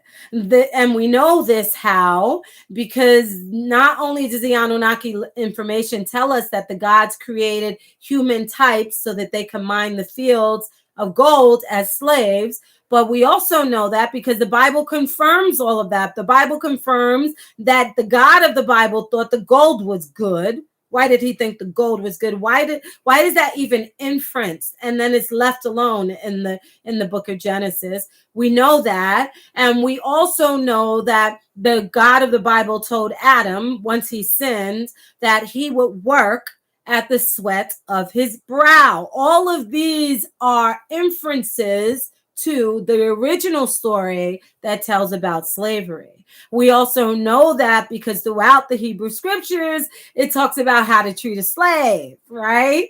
And that you are a slave to your master. It uses those terminologies and those words. In fact, slavery in America was able to be possible based on the protocol of the Bible. We also know that the Jesus of the Bible says, slaves, obey your masters. This is all code or key to understanding that the root of to fully understand that is the Anunnaki. And this is why in the book of Deuteronomy, chapter 28, a lot of Black Hebrew Israelites, I'm sorry, but this is where the cursings come from. Who is telling you they're doing it to you? You can't blame the person that's doing it to you when the person that said that he would be the one to make it happen is moving the strings. That's the source of your suffering. And so throughout the Bible, we see the format for even the New World Order. It's all in there. When your eyes are open, you begin to see Freemasonic things in that book. It is their playbook. And so it is useful to read it. If your eyes are open, then it won't be a curse. And then you'll be able to read scriptures like I did a video recently on the 24 elders. That wasn't taught to me. It's simply that when you start to read outside of scripture, you study astrology, you study science, you study all of these other things. That's now giving you more eyes so that when you read those things, you can decode it. These are all codes. And it becomes clearer to you. And then you're looking at what's happening today and you're like, holy crap. Yes, I understand completely why now the elite speak about inheriting the earth. Why the elite, just like in the movie 2012, created chambers so that, and an ark. I understand that because they are Noah. The elite have the bloodline of the gods. Guys, come on. This is all connected to the same source. They are right now playing out the Noah story. I mean, the God of the Bible killed everybody, put Noah and his family. Because Noah was righteous, which means in the code for Anunnaki, it means that he was mixed with the blood of the gods. They're not allowed to kill their own. Blue bloods, they're not allowed. The Bible in the book of Daniel, chapter 2, verse 44, tells you no one rules but whoever is placed there by God. So every president, every monarchy is in rulership because of them. When they left the earth, they left their people in charge, and they have continued to be in charge to this day. And in every nation of people, there are kings and there are queens. All of that, the dynastic dynasties of Egypt, all of that is part of the Anunnaki bloodline. No one rules except who they put in those positions, and they must have the bloodline of the gods in them. And so the elite right now believe that there is a destruction that is coming as well. And if they don't cleanse the earth, the Bible talks about cleansing the earth when God comes. If they don't cleanse the earth and prepare it for the God's return. And so their goal is to cleanse the earth. Just like the Bible, every time there was destruction, the God went and told his own people what was going to happen.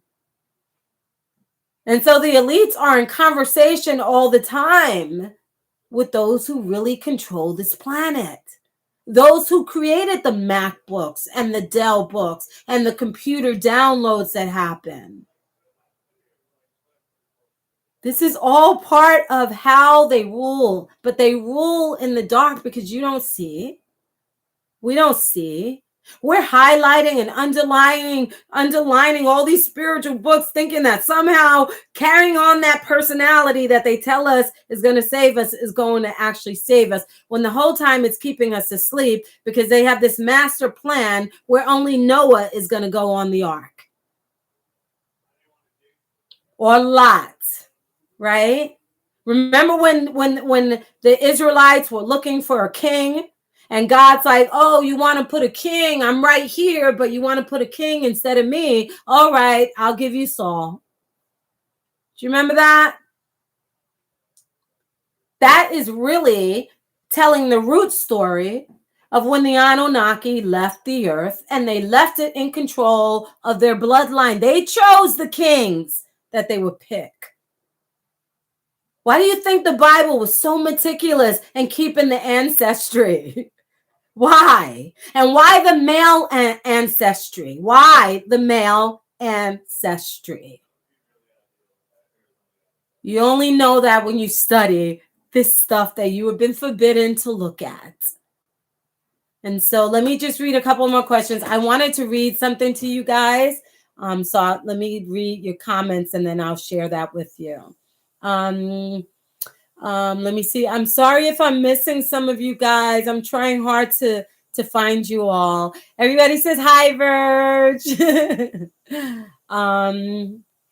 Let me see. The one you did on Mac Miller is great. Oh, Virgilio, they want you to do like famous people's chart readings on your channel. I think you should do that.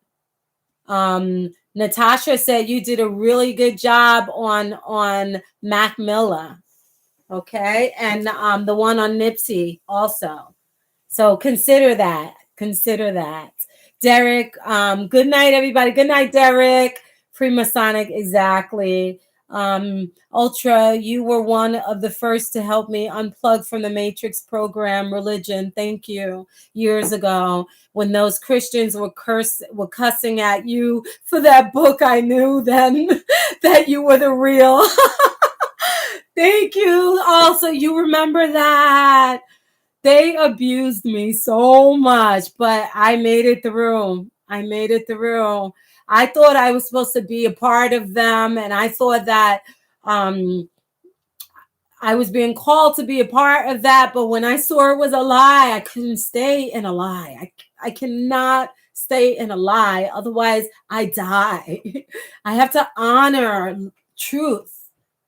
And honoring truth is loving people, because why would I verbalize something I don't even believe in, right? So thank you so much for that. Thank you. Charles Conroy, the Anunnaki God and the Anunnaki Boule. Yeah. It's just it's amazing when your eyes are open, because then you're able to even put that together. Thank you. Lioness Finesse, they call it scripture. It's more like business plan they're following. There you go. It is a playbook. It is a playbook. And if you notice, when you listen to the news, they always tell you what they're going to do next through suggestion. So be prepared. And I knew it. I was like, the masks are going to get thicker, because they're talking about how the cloth ones don't work. So that was their way of eventually making and forcing people to have thicker masks. So everything they're going to do next, they suggest it first. They say, we might not have to do it, but they will. So be prepared. Let me see. John, sorry for my many questions all at once, but can you help us understand, connect the ending of the forbidden fruit and the Anunnaki theology? Could you clarify that question, John? Thank you. John, Anunnaki book, Verge. Okay. Virgilio, I will get back to you, to my YouTube soon, focusing on launching Patreon, ATM. Stay tuned. There will be all kinds of content on there, and hopefully some great appearances from. And what Virgilia and I are trying to work on a book together too. So we'll see. So I wanted to share something with you guys, and this book just fell off my shelf today. So when I saw it, I was like, oh my goodness, I got to share this with you guys, because you're not going to believe it. Okay. You're going to be shocked. So is everybody ready for this? So I don't know if you guys have ever read this. So I'm sure you've seen it. Many of you have read it, right? So it's the Emerald Tablets of Thoth, right? And so this book here is, if you're understanding what I share in my work, you'll understand that Thoth was in Egypt and Atlantis, and also Greece. So in Greece, he was known as Hermes. So with the Anunnaki gods, because they changed the languages, names changed. And wherever place they went to rule over the people, they created secret societies that saved occult knowledge. And not only did they do that, but they also, their names being changed did not allow you to connect the dots that you're speaking about the same individuals. So Thoth in Egypt was also one of the Anunnaki sons, Nikizita. He was Enki's son. So when you understand that, you begin to see more, okay? And so when Thoth, no one's ever told you this, when Thoth wrote this book, right?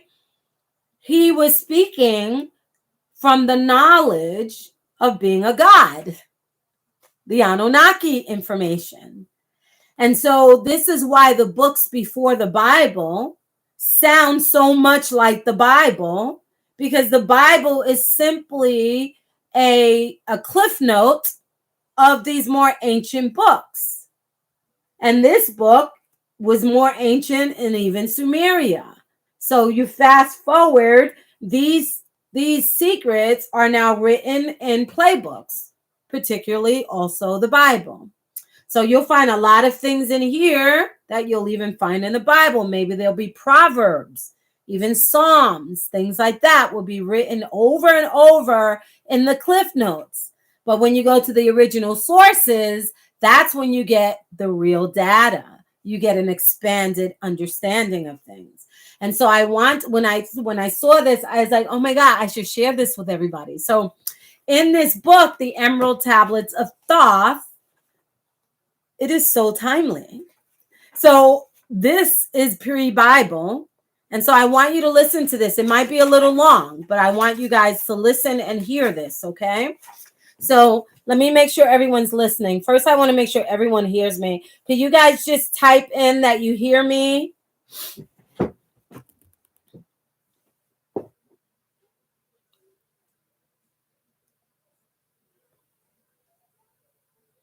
Oh, Virgilia, I love the way you said that. So I'm so sorry that I didn't get back to answering the question on the forbidden fruit and stuff, but my son did. Thank you. So my son wrote, the forbidden fruit is wisdom, and y'all are eating it now by being here and taking in the information. Everything Anlil wanted hidden from us to keep us lesser is forbidden fruit. There you go. Break it down. Break it down. One of the most beautiful and important books ever written. Truly the keys of the kingdom. Yes. Great. So everybody's with me. You hear me. All right. Let me drink some tea and then I'm going to read something to you. Okay. So as I'm reading this, think about what it's really saying. Okay. So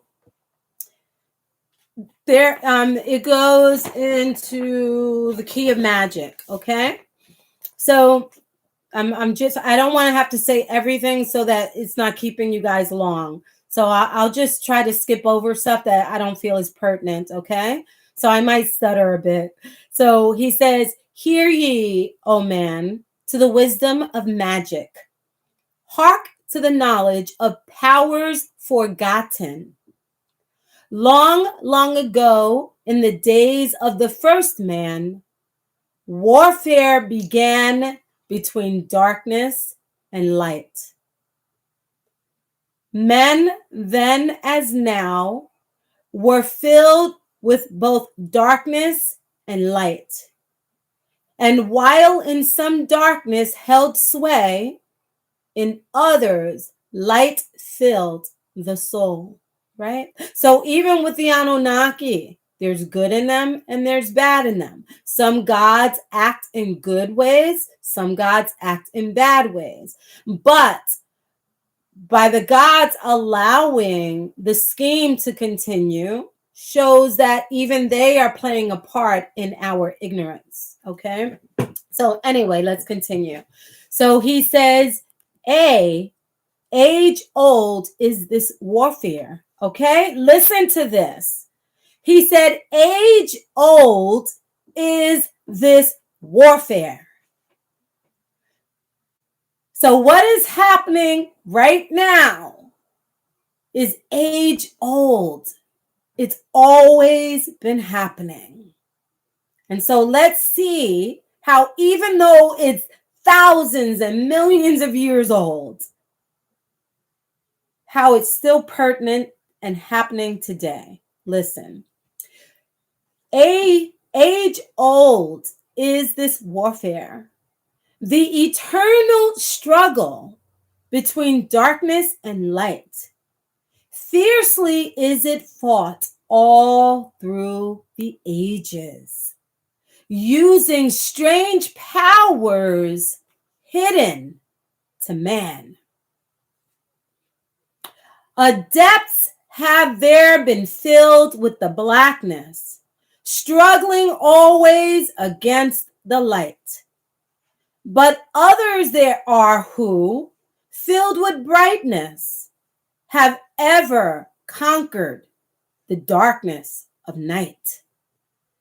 So he's showing that in the different planes of existence, there are light beings and dark beings. So we're now getting a vision into the spirit realm as well. So think spirit and think physical as well. I'm sorry, I'm going to let my dog stop making the noise before I continue. One moment, because the doorbell rang. Let me just check. Tom, you know who's ringing the doorbell? Hello? Oh, what food? Oh, Shane. Hi, I'm sorry. One moment, okay? Thank you. Tell Shane. Sorry, guys. Okay, hope you guys are still with me. So I'm going to repeat that because I don't want you to lose the entire context, okay? So age old is this warfare, the eternal struggle between darkness and light. Fiercely is it fought all through the ages, using strange powers hidden to man. So in the darkness, they're doing this stuff, right? Adepts have there been filled with the darkness, struggling always against the light. But others there are who, filled with brightness, have ever conquered the darkness of night. Where'er you may be in all ages and planes, surely you shall know of the battle with night. Long ago, the sons of morning, descending, found the world filled with night. There in that past time began the struggle, the age-old battle of darkness and night. Many in that time were so filled with darkness that only feebly flamed the light from the night. Some there were masters of darkness who sought to fill all with their darkness, sought to draw others into their night. Fiercely withstood they, the masters of brightness. Fiercely fought they from the darkness of night. Sought they ever to lighten the fetters, the chains that bind man to the darkness of night. Use they always the dark magic brought into man by the power of darkness, magic that enshrouded man's soul with darkness. Let me just stop here for a second. And so these powers that be have used a magical spell on all humanity. They have been able to deceive because they are practicing the magic that you do not see. They have put you in the spells of religion, put you in the spells of your race, of division, of politics, of everything that is untruth. They've deceived us all in ignorance. And so that is the powers that they are using. These are occult powers. They use magic. They play chess while we play checkers. And so when you begin to learn certain things, it enables you to not only see more, but also put more in your arsenal to fight back as much as you can. And so when you get a Starbucks cup or you get any of those cups and you're seeing imagery on it, you're seeing your car with a symbol on it, all of those are because they are bringing power to them through the use of symbols and the occult knowledge. They are practicing magic while we are asleep. And so this was written thousands, hundreds of thousands of years. And it existed then and it exists now. And so the desire is to take their power and take advantage of your power because you have the power of the light to overcome their darkness. And they know this battle of good and bad, not like religion tells you it is. It's so much bigger than that. Has been happening for perpetuity to humanity, and it will continue into perpetuity unless we stop it. We are here karmically for a reason because we have the power to overthrow it. And this is why your movies have been showing you movies with people who are developing powers because you have powers in you that you have no idea. And so again, he says, use they always dark magic brought into man by the power of darkness, magic that enshrouded man's soul with darkness. And then it continues. Banded together, listen to this, So they banded together in an order. ORDER. Let me just write that down. And capped. Banded together in an order. Okay? So hold on.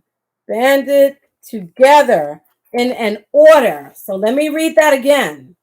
So banded together in an order, brothers of darkness. Remember, I spoke about how the Anunnaki created all of the secret societies. And when you study, you'll understand how it was engineered, how they did it, okay? So I'm going to read again. Banded together in as order. The reason that they have been able to carry out their scheme, and it's been so successful, is because of these secret orders, okay? And so he's telling us they have always existed. So let's start again. Banded, and they created their books, okay? Banded together in as order, brothers of darkness. They, through the ages, antagonists, they to the children of men. Do you see this? They banded together in a massive scheme. So powerful, with the result to be to overpower and enslave the children of men, us. Doesn't matter what you look like, black, white, whatever, us, the majority here, not the elite small group, us, the children of men. So they conspired a group of men to come together to understand and create a grand conspiracy group against humanity. Now, I spoke about the planets, how they are speaking that language, right? And do you see how this is corresponding with that? And so let me read again, because there's more. He says, banded together in as order, brothers of darkness, they through the ages, astrological ages, antagonists, they to the children of men. Walked they always in secret and hidden, found yet not found by the children of men. Look at this. This is heavy, isn't it? Let me read that again. Banded together in as order, brothers of darkness, they through the ages, antagonists, they to the children of men. Walked they always in secret and hidden, found yet not found by the children of men. Forever they walked and worked in darkness, hiding from the light in the darkness of night. Whew. Powerful. It's more. I just want to check in with you guys. Woo! All right, how you guys doing?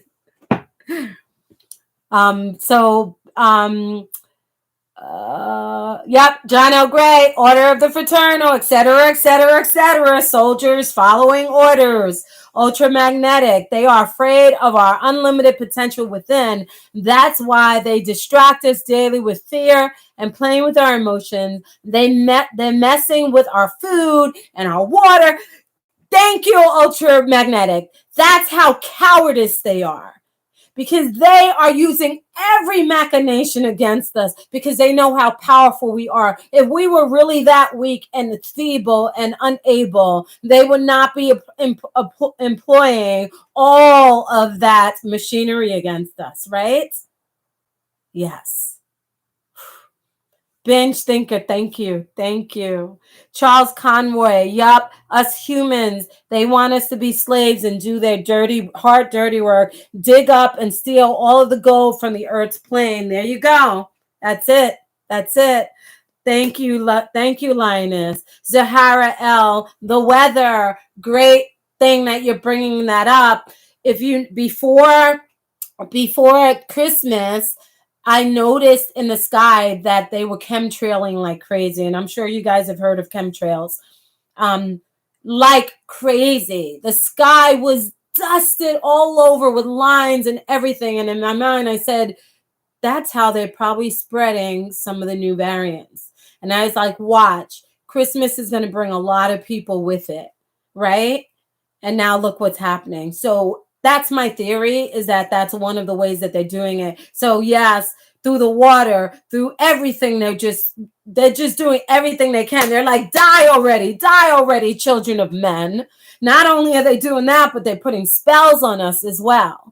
And so they're employing all of their ammunition, and we're still here. That just shows how powerful we are, just like our ancestors that I spoke about early. I look at things we're going through, and I'm like, I'm not going to be afraid or fearful. My ancestors had to suffer through being raped, through being shot at, through being threatened from the law house to the jailhouse to the schoolhouse. Why would I be afraid? And yet they overcame that.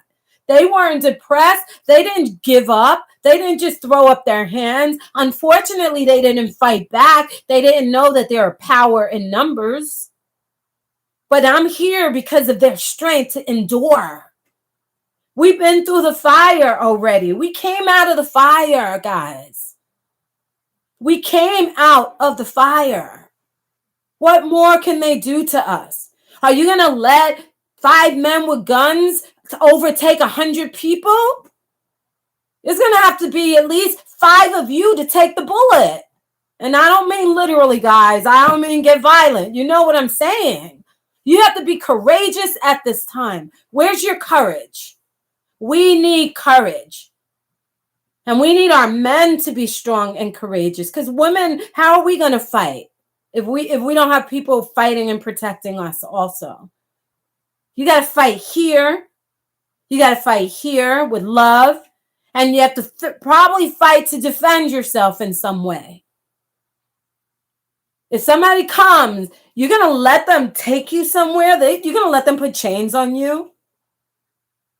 We're already letting the chains from our mind goes. There's freedom in our domes now, right? So Charles Conway says, yep, us humans, they want us to be slaves and do their... Oh, right, I read that already. Sorry. Thank you for that. So Hara, the weather, thank you for that. Chemtrails, exactly, John. John, with Theru, this is interesting, but currently, where are the Anunnaki? Are they in Nibiru or where? So John, the Anunnaki are in multiple places because they travel throughout the galaxy. All of the different types of alien species that have technology, they travel in and out of wormholes. They travel in and out of galaxies. They have a way of manipulating time and space. And that's why the Anunnaki are so good at what they do, because they're very good at technology and they're preparing the earth for them to come back. Your Bible tells you, right? They're coming back, right? They're preparing themselves to come back. And I say they're going to come back very, very soon. I almost added point thought 2022, but I feel it's going to happen. You're going to, and there's also going to be where they're going to trick you and make you think some aliens are coming back. So again, know that everything is smoke and mirrors. Everything is a spell so that you do not see the full picture, because they cannot finish their work if you see. So they need the smoke and the mirror. So by you doing you putting the pieces together, you'll be able to see with clarity. You want clarity at this time. So yes, courage indeed. Don't be afraid. If you are afraid to lose your life, then you will give up everything. You will give up your own children. No one should get your children. No one. So let me see. Ultramagnetic, they can't stand it when we make another day with our minds. We endured more than they expected. We sure did. We sure did. And we will always endure. You know, not only did Noah make it through, who was a part of the gods, that's why he was preserved. They always save their own. But there were some human beings that were able to survive because they hid during the flood. They hid under like waterfalls and things like that. And they went to the mountains. Some of them survived. So there will always be survivors. And we can even stop what can kill the 2/3 if we join together. But we can't join together if we don't see what happens or what is happening. Every 2/3 are sleeping. Who's going to wake them up? How are we going to activate them? Why aren't your religious leaders talking about this? They shouldn't care if they get knocked off the internet. One of my siblings sent me a Farrakhan video the other day where he was talking about, I forgot, something about something relevant to right now, but it wasn't anything about this stuff. He should be talking about this stuff. He should be waking the people up as to what is happening right now. He has an audience of millions of people, and not all of them are speaking fluff. Why are you letting someone speak fluff to you at this time? You don't tune into them at this time to hear about a verse in the Quran about how we need to join together and be a brotherhood of our people. No, we want to know the relevance of right now and how you defeat it. Why aren't you pointing out so that the eyes can see what is happening before them? So that this spell that is put on them by the dark brotherhoods can now be seen in the light for them. Because in the light, you win. Why aren't they speaking about that? I don't hear any leaders talking about that. Why not? I hear maybe 2 people speaking about it.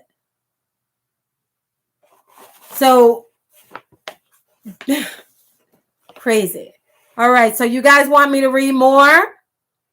Let me see. Virgilio said the Africans weren't getting the V, so they were punished economically with the narrative that came from Meanwhile, it came from How else would it have spread? I agree. Something that I knew it that day too. When I looked up, I was like, that sky is just, that's toxic right there. There was a TV show that didn't last long. It was called Toxic Skies.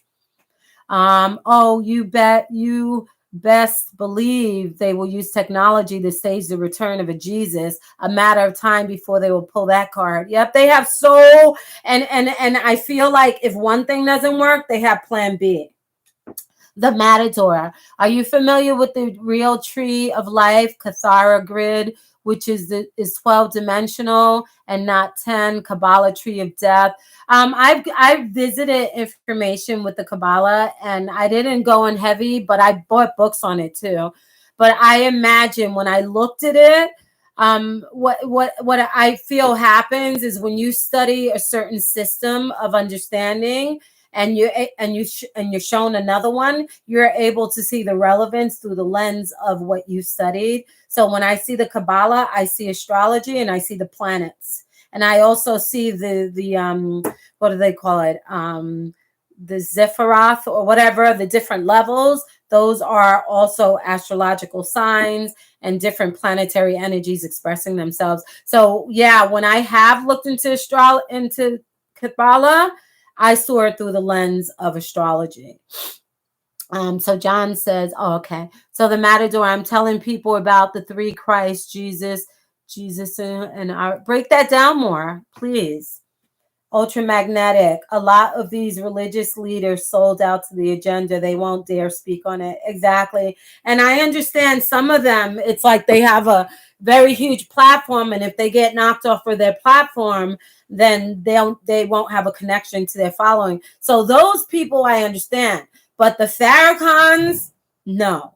His audience is way too big to be threatened by being knocked off of YouTube. If Farrakhan, I know you're not listening here, but if you are, you need to really talk to the people. You know, in the past, you shared certain things that will be happening now, and now that it's here, that's what they need to hear. And not the religious stuff. Forget the religious stuff. Now this is an emergency. And all due respect to you. Let me see. Okay, so Linus, you wanted me to read more. Okay, great. So ultramagnetic, a lot of these religiously. Oh, okay. I'm sorry, I read that again. All three variants name. Yep. Are all names of islands. Wow, interesting. And Antarctica just had all of them were, and all of them got it. So that's interesting to hear. I'm gonna meditate on that. Linus, the Kabbalah is based on the planets and astrology. That's what I thought. Thank you for confirming that. Yes. Thank you, John, too. Thank you.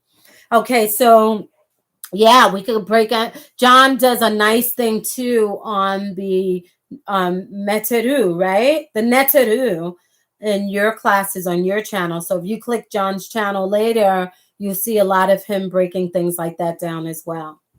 So, okay, so if you guys want me to read a little more on this, because it goes in heavy, it's just crazy to me, like that this is here and it was written so long ago, you know? Let me see if I could just highlight some stuff, because then this way I don't have to keep you guys too long. So then it goes on, it says, hold on. It says, silently, secretly, use their power, enslaving and binding the souls of men. This is crazy, right? Crazy. So again, he says silently, secretly, secret societies, they use their power, enslaving and binding the souls of men. And this is why they have all their secret rituals, because as they're doing those rituals, they're gaining more and more power. They're able to seduce the world. They're able to do all those videos on YouTube, not YouTube, on the Grammys and all those performances where they're casting spells on people. So Charles wants me to read more. Okay. Sheldon, I'll answer that question when I get back. Okay. Reminds me. Oh, so Nelia, how are you? I'm reading from the Emerald Tablets of Thoth, which is written. I was telling the audience that the Bible and the holy books that you read today are simply cliff notes that come from much more ancient sources, one of which is the Emerald Tablets of Thoth. Thoth's name is Thoth in Egypt. When he was spoken of in Greece, he was Hermes. When he was an Anunnaki, he was Nigazida. Their names changed by the language and by the nations that speak about them.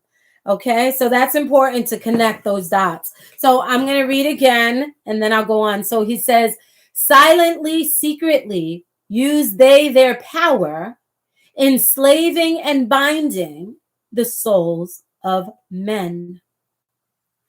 Unseen they come, and unseen they go. Man in his ignorance calls them from below. Crazy. So this is also speaking of the gods, guys. So you're praying and you're asking and beseeching for them to come, and little do you know, you're inviting them here into your space. To do all the magic that they're doing. So they're just like, you have to ask for us to come. We just can't come in your life. There's a such thing as free will to a degree. There's free will, not fully, but there's a little free will. So you have to ask for us first. So beseech us in prayer. Pray to us. Pray is pray. P-R-E, right? And so the predators ask you to pray. That you are the prey when you pray to the predators. So you're asking them into your space, right? And you don't even know who you're asking into your space when you pray, because you're reading a book that is designed by them. They do not maintain the energy sources if you do not give them your power. But because you've been deceived by the darkness, You pray in the dark. You are in the dark when you pray because you don't even see where your prayer is going. You don't see who's answering it, who's hearing it. You know they don't answer it, but you keep doing it. And so you're just acting in ignorance, which is living in the darkness. So in the darkness that you act is in the darkness you will receive. And so again, they say, silently, secretly use they their power, enslaving men and binding the souls of men. Unseen they come and unseen they go. Man, in his ignorance, calls them from below. Dark is the way the dark brothers travel. Dark with a darkness, not of the light. Traveling o'er the earth, they walk through man's dreams. Power have they gained from the darkness around them to call other dwellers from out of their plane. Crazy, right? In ways that are dark and unseen by man. Unseen by man. Into man's mind space reach the dark brothers. Around it they close the veil of their night. There through its lifetime, that soul dwells in bondage, bound by the fetters of the veil of the night.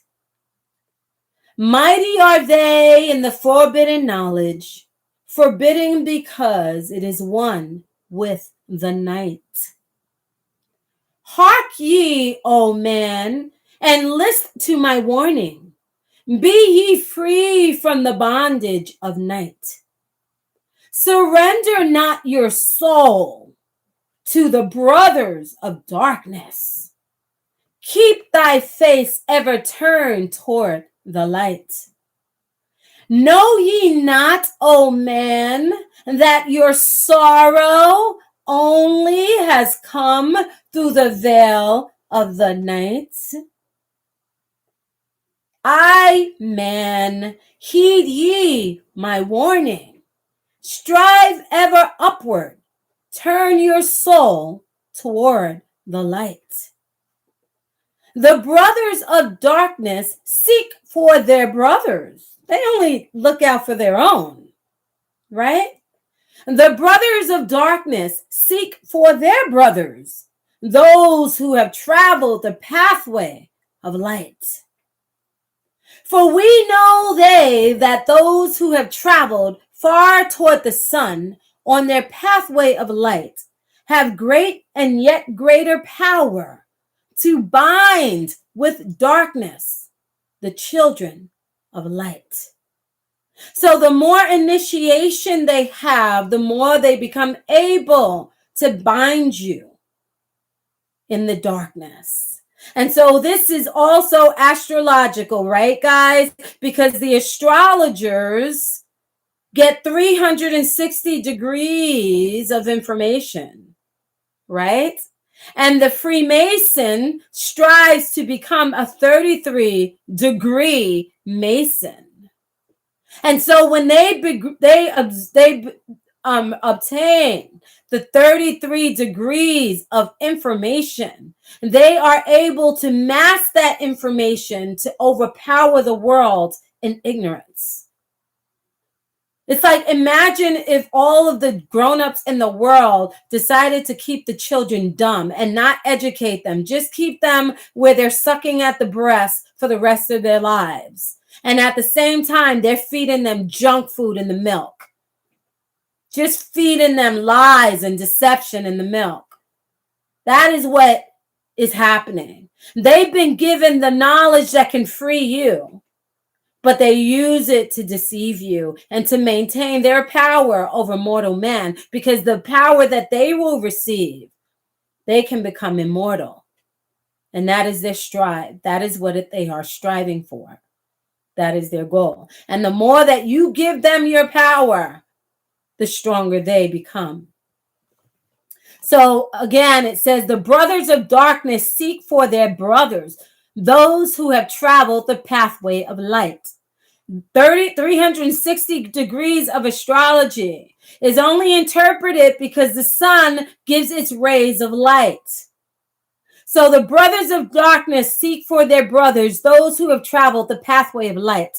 For well know they that those who have traveled far toward the sun on their pathway of light have great and yet greater power to bind with darkness the children of light. List ye, O man, to he who comes to you, but wait in the balance if his words be of light. For many there are who walk in darkness, in dark brightness, and yet are not the children of light. Do not be deceived. Easy it is to follow their pathway. It's easy. Easy to follow the path that they lead. But ye, O man, heed ye my warning. Life comes only to him who strives. Hard is the pathway that leads to wisdom. Hard is the pathway that leads to the light. Many shall ye find the stones in your pathway. Many the mountains to climb toward the light. Yet know ye, O man, to him that overcometh. And so most of man are kept in the darkness, which it is easy to educate yourself in. That's easy stuff. They give you religion. They give you a book. They give you a philosophy, an academia. But when you go out there and you begin to search for yourself, you begin to be the light to your own path. That is the light that is much more arduous. It's difficult. I didn't learn this stuff from anybody. I had to, for 12 years, take a plastic spoon, I always like to say, and go digging for treasure. I had to do that myself. It wasn't easy. That's the harder course. And so most of us, because we're so busy in the struggle of life, we're like, okay, can you do the homework for me? And so we go to religion, and we believe that they have the cure to ignorance. That if we feed off their breasts, that somehow we are going to gain wisdom. You do not gain wisdom from underlining a book. Okay. So guys, you must get this book. There's so much more for me to read here. It's really incredible. Let me see, calls order at okay as below. See, I have so much highlighted here, but it'll take forever to read to you guys. So I'm going to stop here, and I hope you guys will read that and get some understanding as to what's happening right now.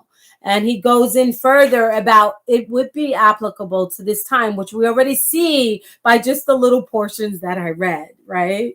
So, yes, it's powerful. The Book of Thoth. Yeah, thank you so much for that, Binge Thinker. Thank you. I love that title, Binge Thinker. Let me see. The Matador. So, guys, if you guys, anything that you want to add before we end this feed, that would be really good. If you have any questions or anything, let me know, okay? So I'm going to give it a few minutes so that you guys could interact and share. So get ready, guys, for 2022. Prepare yourselves, okay? And remember, having a firearm is legal in America, okay? So that just may stop someone from coming to your front door, just standing there with it, right? It just might be able to help your town, joining with people together. It is your right. You are physical. You must take care of physical needs, and you must take care of spiritual needs as well. Mind, body, and spirit, right? Mind, spirit, soul, and your mind, everything has to be fed in this realm. And so you're going to be being prepared helps you not to be fearful, Okay, because they're going to up their game. I feel like they're going to up their game astrologically, and then they're going to pull back a bit. They're going to, just like we've been seeing it, they give, they pull, and then they pull back, because right now they see that they're being exposed. This dark brotherhood is being exposed, and they see that. And they're trying to stop it with censorship. And by making people seem like they're crazy or they're anti-whatever, they're doing everything that they can because they know that they've been exposed. The light is shining on them right now. But not a lot of people see the light. That's the problem that we have. And the cities, be careful in the cities, okay? John, can this brotherhood thing be partially explaining why the anointing of the governing body is still a mystery to witnesses? Like, how do they know they are anointed by God in the first place to lead JWs? So John's asking a Jehovah's Witness question. The leaders say that God appoints them to their positions, that they're anointed with oil. And so, you know, for the most part, I know some of the most powerful people in the Watchtower because I lived near Bethel. In my congregations, I had Bethelites, I had leaders, I had circuit overseers and governing body members sit at the table with us and eat meals at my home growing up. And even when I was older, I entertained a lot of them at my house. Every weekend, people were at my house. My husband and I were the people whose house everyone came to eat food and to, what I do here, that's just my nature. I want to feed people and to host people. And so that's what we did. And so again, we met very powerful people, and a lot of them were wearing the most expensive watches, expensive cufflinks, designer suits, and fancy cars. And you wonder, how is it that people that live in Bethel should be dressing like that? Because a lot of them were in the elite class of Bethel. So yeah, the anointing is part self-righteousness. So they feel this feeling, like, when you were religious and you go to church and you just felt so good that you went and you served God that day, right? You get a high. That high makes them think that they've been chosen as well. And also some of them fake it, and some of them are secretly told that they're going to be appointed. Like Robert Hendricks, for instance, is part of the secret class that's being moved up to be a leader one day. So I was in the congregation with Robert Hendricks. He was my presiding overseer. We were very, very close with him and his wife. And so... Yeah, and he's very cocky, extremely intelligent, very educated. They allowed him to go to college. You have to find out who the Jehovah's Witnesses do not allow you to go to college. So the people who were extremely educated but not disfellowshipped or excommunicated for going to college, you have to ask yourself why. You'll see them move up in positions of power in the organization. So Lioness, love the way you articulate and explain while reading. Thank you so much. A book reading would be a video. Oh, good. You know what? Maybe next week, if you guys let me know what book you want to go through, I could do a reading on it and we can stop, break some stuff down, and continue to go. Okay? Excellent. So John says, looking forward to the next one, where we will connect the dots on how to expand our consciousness by breathing the frequency of thought to know what to do. Thank you, John. I know everybody needs that. Like, everybody needs the different pieces to put together in order to be whole and to be able to be one of the children of men that are empowered. So Zahara, stock food, water, medicine, and silver, please. Yes, please do that, everyone. And again, if you live in America, you are entitled to, if you have a good record, you are entitled to get it. You can get it in one day. You go to Dick's or you go to a firearm store and get it. Get a couple, get a lot of the bullets, a lot. And that could be trading. You could trade with people. If there's no food, if stores shut down, because again, I told you, I see revolution in 2022. It's going to get very, very crazy. I don't know what type of revolution, whether people are going to be fighting each other, whether we fight against the establishment, the dark brothers that are doing what they're doing, where we get tired of it. We see so many people dying from what they're giving them that we just say no more. I don't know if that's how it's going to be, or if it's going to continue to be a war of social media. if it's going to be a war of words, if it's going to be concentration camps, but the energy is there, allowing the possibilities of all of those things. Okay. So I'm going to put just one thing here, guys. There are some people that I'm making donations to. And if you want to help out, even in the smallest way, to send to that, I can send people money and food, utilities. There are people losing their jobs, people writing me. I often try to give what I can, but I could use some help in doing that and supplying it. So I would appreciate it.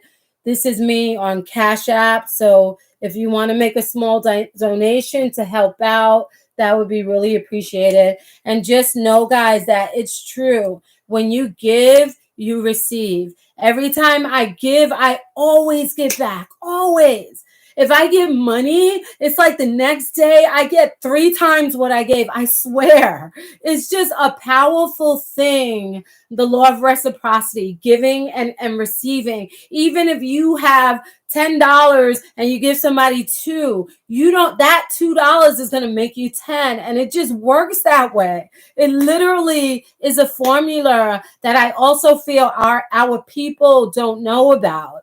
We have, because we lack so much, we figure we need to hold what we have and not share. And that is also what kept us from expanding what we do have. And so I'm telling you from the formulas that I know, that giving is an incredible way to not only help your karma, make you a better person, make you live from the love space, but it also gives you a lot in return, tenfold in return. So thank you. And even if you do not share that way, maybe perhaps you can give to people that you see that need something. Prepare food for people that are sick and just put it on their door. People need you right now. People need to be comforted on whatever level that you can do it. Be that person, okay? Be that person. Okay, I love you guys so much. Thank you so much. Thank you. And Yasmin, let's do a tarot class, a tarot thing here. I wanted to pull a card, but I can't because I don't have my cards here. But do you guys want me to pull a card before I go? Let me know if you want me to pull a card. If you do, I'll pull a card and just share what that energy is expressing to me for 2022. Okay, so let me know. It's in the other room. I would have to grab it. Yes, Nelia? Okay, let me go get it. One moment.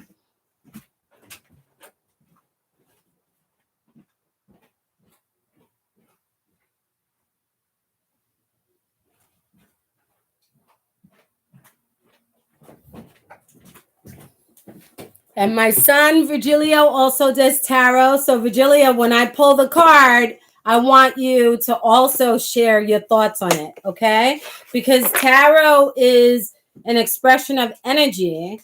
And when you understand tarot and the symbolism of the cards, as someone who reads it, you then see the card and you right away, your spirit, it's almost like a spiritual process where your intuition and spirit, for lack of a better word, not in a godly way, gives you the interpretation. Like Virgilia and I won't have the same one, but we'll be explaining the same type of force. So again, when you're pulling a card, that card is essentially just expressing the energy. So this is all a conversation happening all around us constantly, right? And so the cards are, I'm trying not to move a lot because when I watch people's videos, if they move a lot, I get very dizzy and nauseated. So I'm trying my hardest. I speak with my hands, so it's hard for me to stay still. I apologize if I'm making you dizzy or nauseated. But yeah, so essentially when you, with the cards, you're pulling a card, you're going to get cards that are speaking the energies of what you're asking it, because it's also getting energy from you, your hands, everything.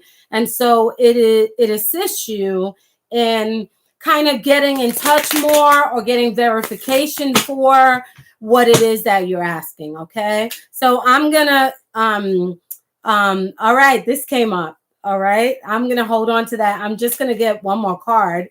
That fell out. So see that, and that's how it happens a lot. It'll just fall out. So Virgilio, keep in mind what it is when I pull the cards. And we're going to talk about 2022. So I want the cards kind of to give me information on 2022 because we already talked about it astrologically. Tarot has a lot to do with astrology as well. It's the planets as well. So, and the zodiac signs as well. So let's see. I just want one more card to really get into and delve into more of an explanation of 2022. Okay, so it gave me 2. So I pulled 3 cards that fell out. One is the Queen of Swords. Okay, I'm trying to angle it properly. So the King of Swords.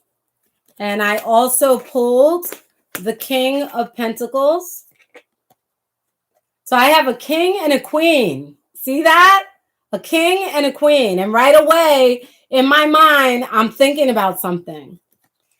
And I also here, I guess I'll hold that for like a little bit. So it's a 6. So let me think. So the 6 of Swords.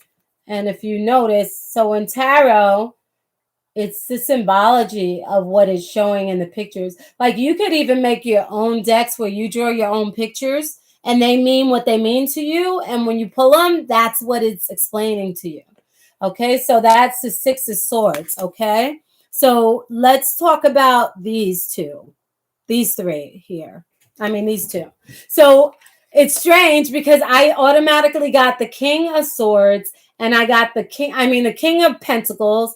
And I got the Queen of Swords. So let's talk about the King of Pentacles. The King of Pentacles, the pentacles, if you notice, it looks like money, right? So that's what it is. It's speaking about something of value, right? And it's also speaking about the king. So it's the leader, right? And he's sitting on his throne and he has his possessions there, right? So in the background is the castle, and he essentially is ruling over his reign, what kingdom he reigns over. And so as I look at this card and this card falling out right away, I'm like, oh, wow. So 2022, we're going to be really focused on the leader, a masculine energy, dominating force of masculine energy. He looks like to me like he's hoarding all of the values. He has all of what is valuable. He's sitting above the ground here. And so the ground on the bottom would be the people that he has his feet on, and on the top is him. That's how I see him.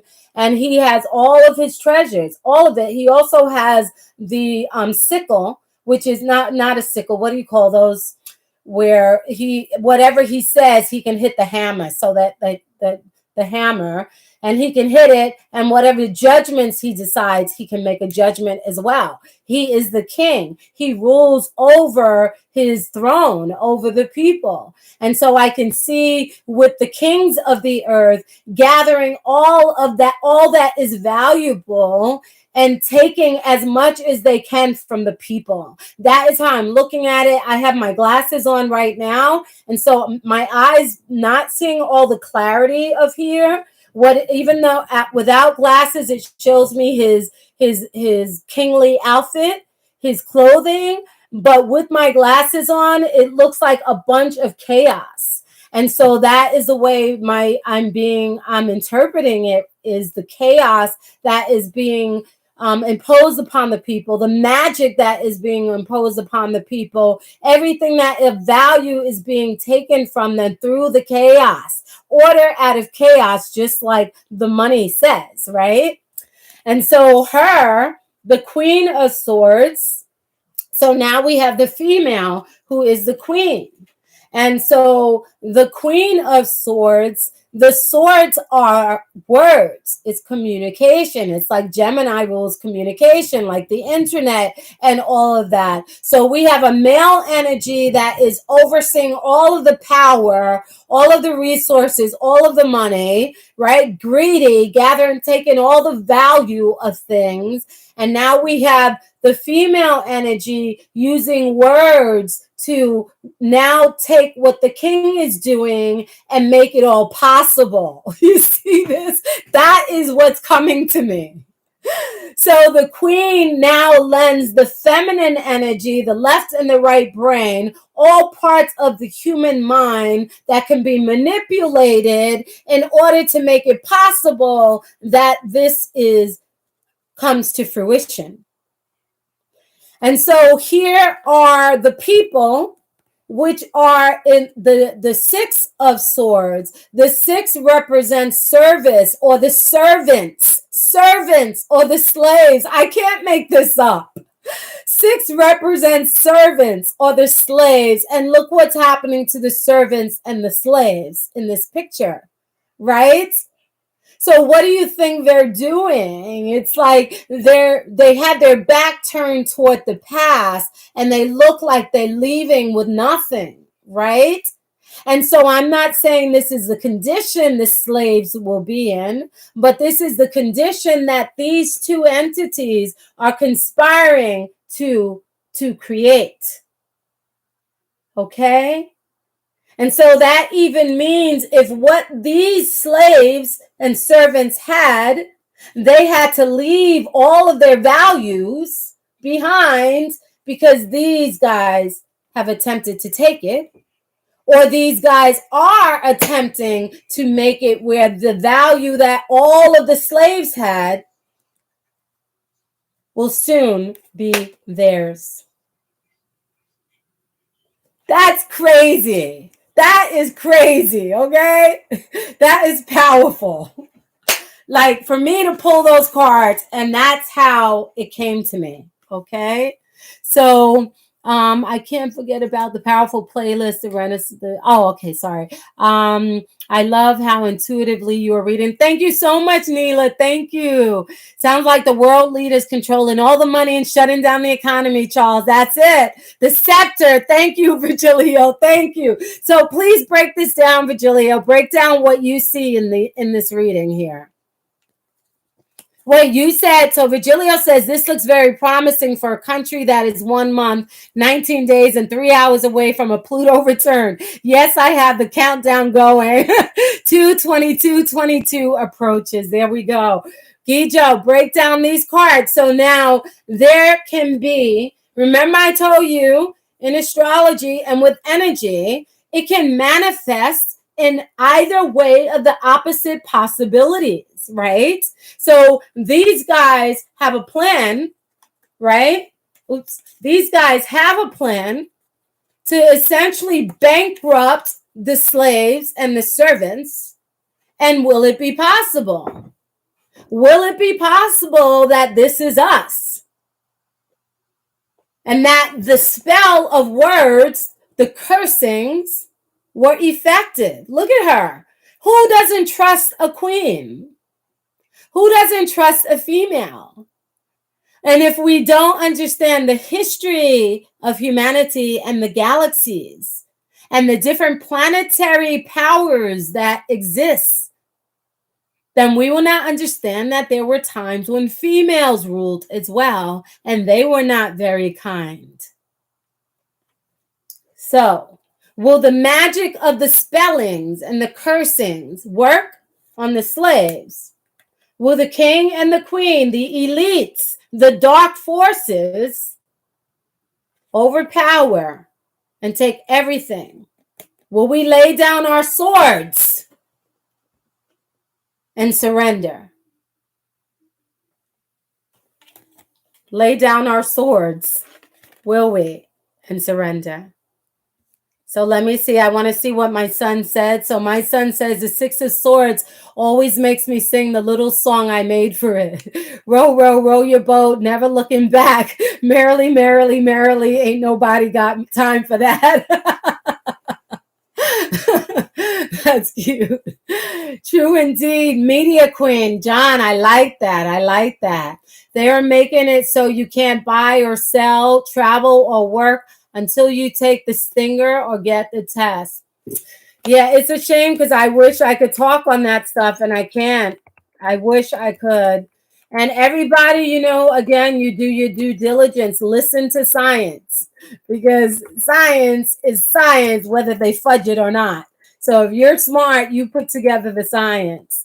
So I just want to put that there again. Hold on, let me pin that. Yeah, so let me see. Virgilio, can you break down those 3 cards just a really bit quick for everybody? Let's see how you see it. And also, if Yasmin is there, I would love to get your interpretation.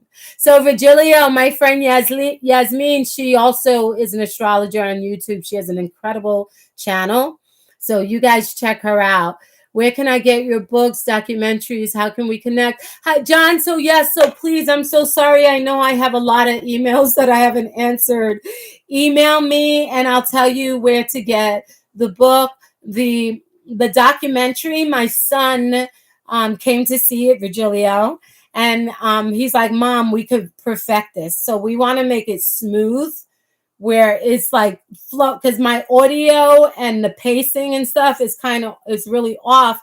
And because the information is so powerful, I don't want to lose the power of it to my video not being great. So my son, who's young, is going to help me perfect it. So when that is ready, John, I promise I'm going to let everyone know again. But until then, my book, you can also go to Amazon and get my book, but email me and I'll tell you the details, okay? So my son said, overall, not diving too much in, I think the 6 of Swords will make it feel like we're trying to move past COVID. Yes, 6 is virus, health. On some level, we'll get there and navigate towards greener pastures. That's what I think. I honestly believe that us revolting against the system is going to give us the power that they're going to get scared and they're going to run. But realize that they're going to come back, because they don't give up what their plans are. They will be back. They do have an agenda called Agenda 2030. So what they do not accomplish at this time, they will attempt to finish the job in 2030. And right now they are on a full speed ahead, because this virus made it possible for them to make what they've been planning for so long start to happen. All right. So even if you see them ease up, do not fall for it. Do not fall for it. Like my son said, he sees it getting better. That is because we are waking up and they see that we're not going to take their junk. We can't let up on that. We have to keep that going. And we have to pass the word on. And we have to show love to every soul that you see is you. Show love. Show love to them. If somebody's hungry, you feed them. Feed them, because people, if it goes in the direction that is the opposite of the better reaction, then people are going to need you. So be there for them, okay? Thank you so much. Virgilio said, but that's on the surface. Underneath, all the agendas and plans and narratives will continue. And just like you said, they will play their game and mastermind with money and fake news. Yep. And everyone is controlled opposition. I don't care who it is in front of your face. They are playing the good side so that they could get in power in 2024 and finish the job. Whoever is president in 2024 will be a part of it. And even if they're not a part of it by knowledge, because they're working in ignorance, they'll be used. Okay? Oh, hi, Nelia. I'm not allowed to even say that. Oh, man. I wish I could say what I want to say on that. I'm not. If I do, I'll be taken down. And my channel is just too small to make an impact. And I don't want to be taken down, because in whatever small little way I can help, I want to be available to do it. So I wish that big channels would start speaking up. That's why I said, Farrakhan, where are you? Why aren't you talking about that? Why aren't the famous people? Jennifer Lopez, what about your people my mother's people in Puerto Rico? Why aren't you protecting them? Why aren't you speaking out? Because you're a part of it, right? All of you, if you're not speaking, you're a part of it, and you're in Ghislaine Maxwell's book. And this is why you see the last president parading all over the internet telling you to get it, right? because he's in that black book. Everyone that's going with the program is being threatened by the evidence that is against them in that book. And that's why Epstein and Ghislaine was planned, so that at this time the trial would be going on, so that it could be a signal to all the people who's in that black book that you better shut your mouth and you better not speak against the plan. So Vigilia says the King of Pentacles is also all about long-term plans. Yeah. Things that take a long time to develop. Seeds that must be cultivated and laid years in advance. This is the year to lay bricks and seeds. Beautiful. Beautiful. And so what's good too, Vigilio, that I love that you said, we can now use the king and the king of the king of swords and the queen, the king of pentacles and the king of swords for our advantage, and make those energies that those cards are speaking work in our lives, but on the good end. Okay? And leaving behind the Six of Swords, leaving behind what did not serve us, bad health, not planning ahead, not making sure your house is in order, okay? And excess, all the stuff you never needed, we could leave that behind. So, Nelia, yes, they are banning people to talk on it. Yep. Linus, all the rulers are related. Doesn't matter which one, they are part of the same bloodline. And guess what too, sis? We're probably all mixed with them too. And so if we ran, we would probably get appointed because a lot of us are mixed with those bloodlines as well. And so it's crazy. They don't mind if you have some of the blood in there. And a lot of humans are also contaminated, they say, with other entities. I won't even get into that. That's a whole nother thing, but yeah. So Virgilio says the metaverse is brand new. We can invest in that while it's a baby and perhaps end up like those who invested in Google and Ooh, good idea. So again, guys, there's a system set up where the greedy ends up profiting. But while we can take advantage of how you can make your money too. Invest in metaverse right now. Invest in all those new companies coming on so that you can feed your progeny, your children in the future. You know, you want to create an earth for them, a paradise on earth for them, just like these wealthy have done for perpetuity. They've secured their bloodline forever and ever. They'll never run out of their billions. Start planning for yourself, because money is not everything, but money helps you to stay here and to stabilize yourself. It's a protection, right? If you lose your job and you have no money, then you might have to follow what they say, even though you shouldn't. If you have money, then you can sustain yourself and you don't need their job, right? So the more that we are in this system and we have to kowtow to what it is they're saying or they withhold from us, the more decisions you might have to make that are more complicated. And if you have gifts and talents, create a business with it. So not all the same bloodline, but common interests, yes. But it will take a lot of smarts, sound reason, research, investments, good decisions. We live in a matrix, a very predictable code. It's there for us to also hack. I love that. You guys heard that? We can hack it. We can hack it. Good point. I'm definitely looking in various ways to acquire money. Thank you so much, guys. I totally appreciate you. John says, oh, okay. So thank you, John. I will be having John on. I will be having Yasmin on, my son on. And again, guys, if you can contribute even a small amount, I have my Cash App there. There's a lot of people that I'm really reaching out. I want to send even food to, because a lot of people are sick right now as well. So if you can contribute in whatever way you can, I would really appreciate it. And if not to me, then you can do it and feed your neighbor. Okay. I love you guys. Take care. Be well. Thank you so much for being here. And be safe. Bye, John. Bye, Guy Light. See you later, Virgilio. Linus, thank you for being here. Nelia, thank you so much. Charles Conroy, thank you so much. John Witherow, thank you. Charles, I said Charles. John L. Gray, thank you so much. Stephen S., thank you. Binge Thinker, thank you. Lumberjack, thank you. Steve S, Nelia, Charles, I'll be repeating. Mother Barbara Lowe, thank you so much. The Matador, thank you. Ultramagnetic, I always appreciate you. Thank you so much. Sahara L, thank you. Binge Thinker, I think I said you. I don't want to miss anyone. If I did, I send you my love. I send you my thanks, my appreciation. Lucifer's Light, thank you for being here. Simone, thank you so much. And yes, thank you guys. Take care of yourselves, okay? Bye.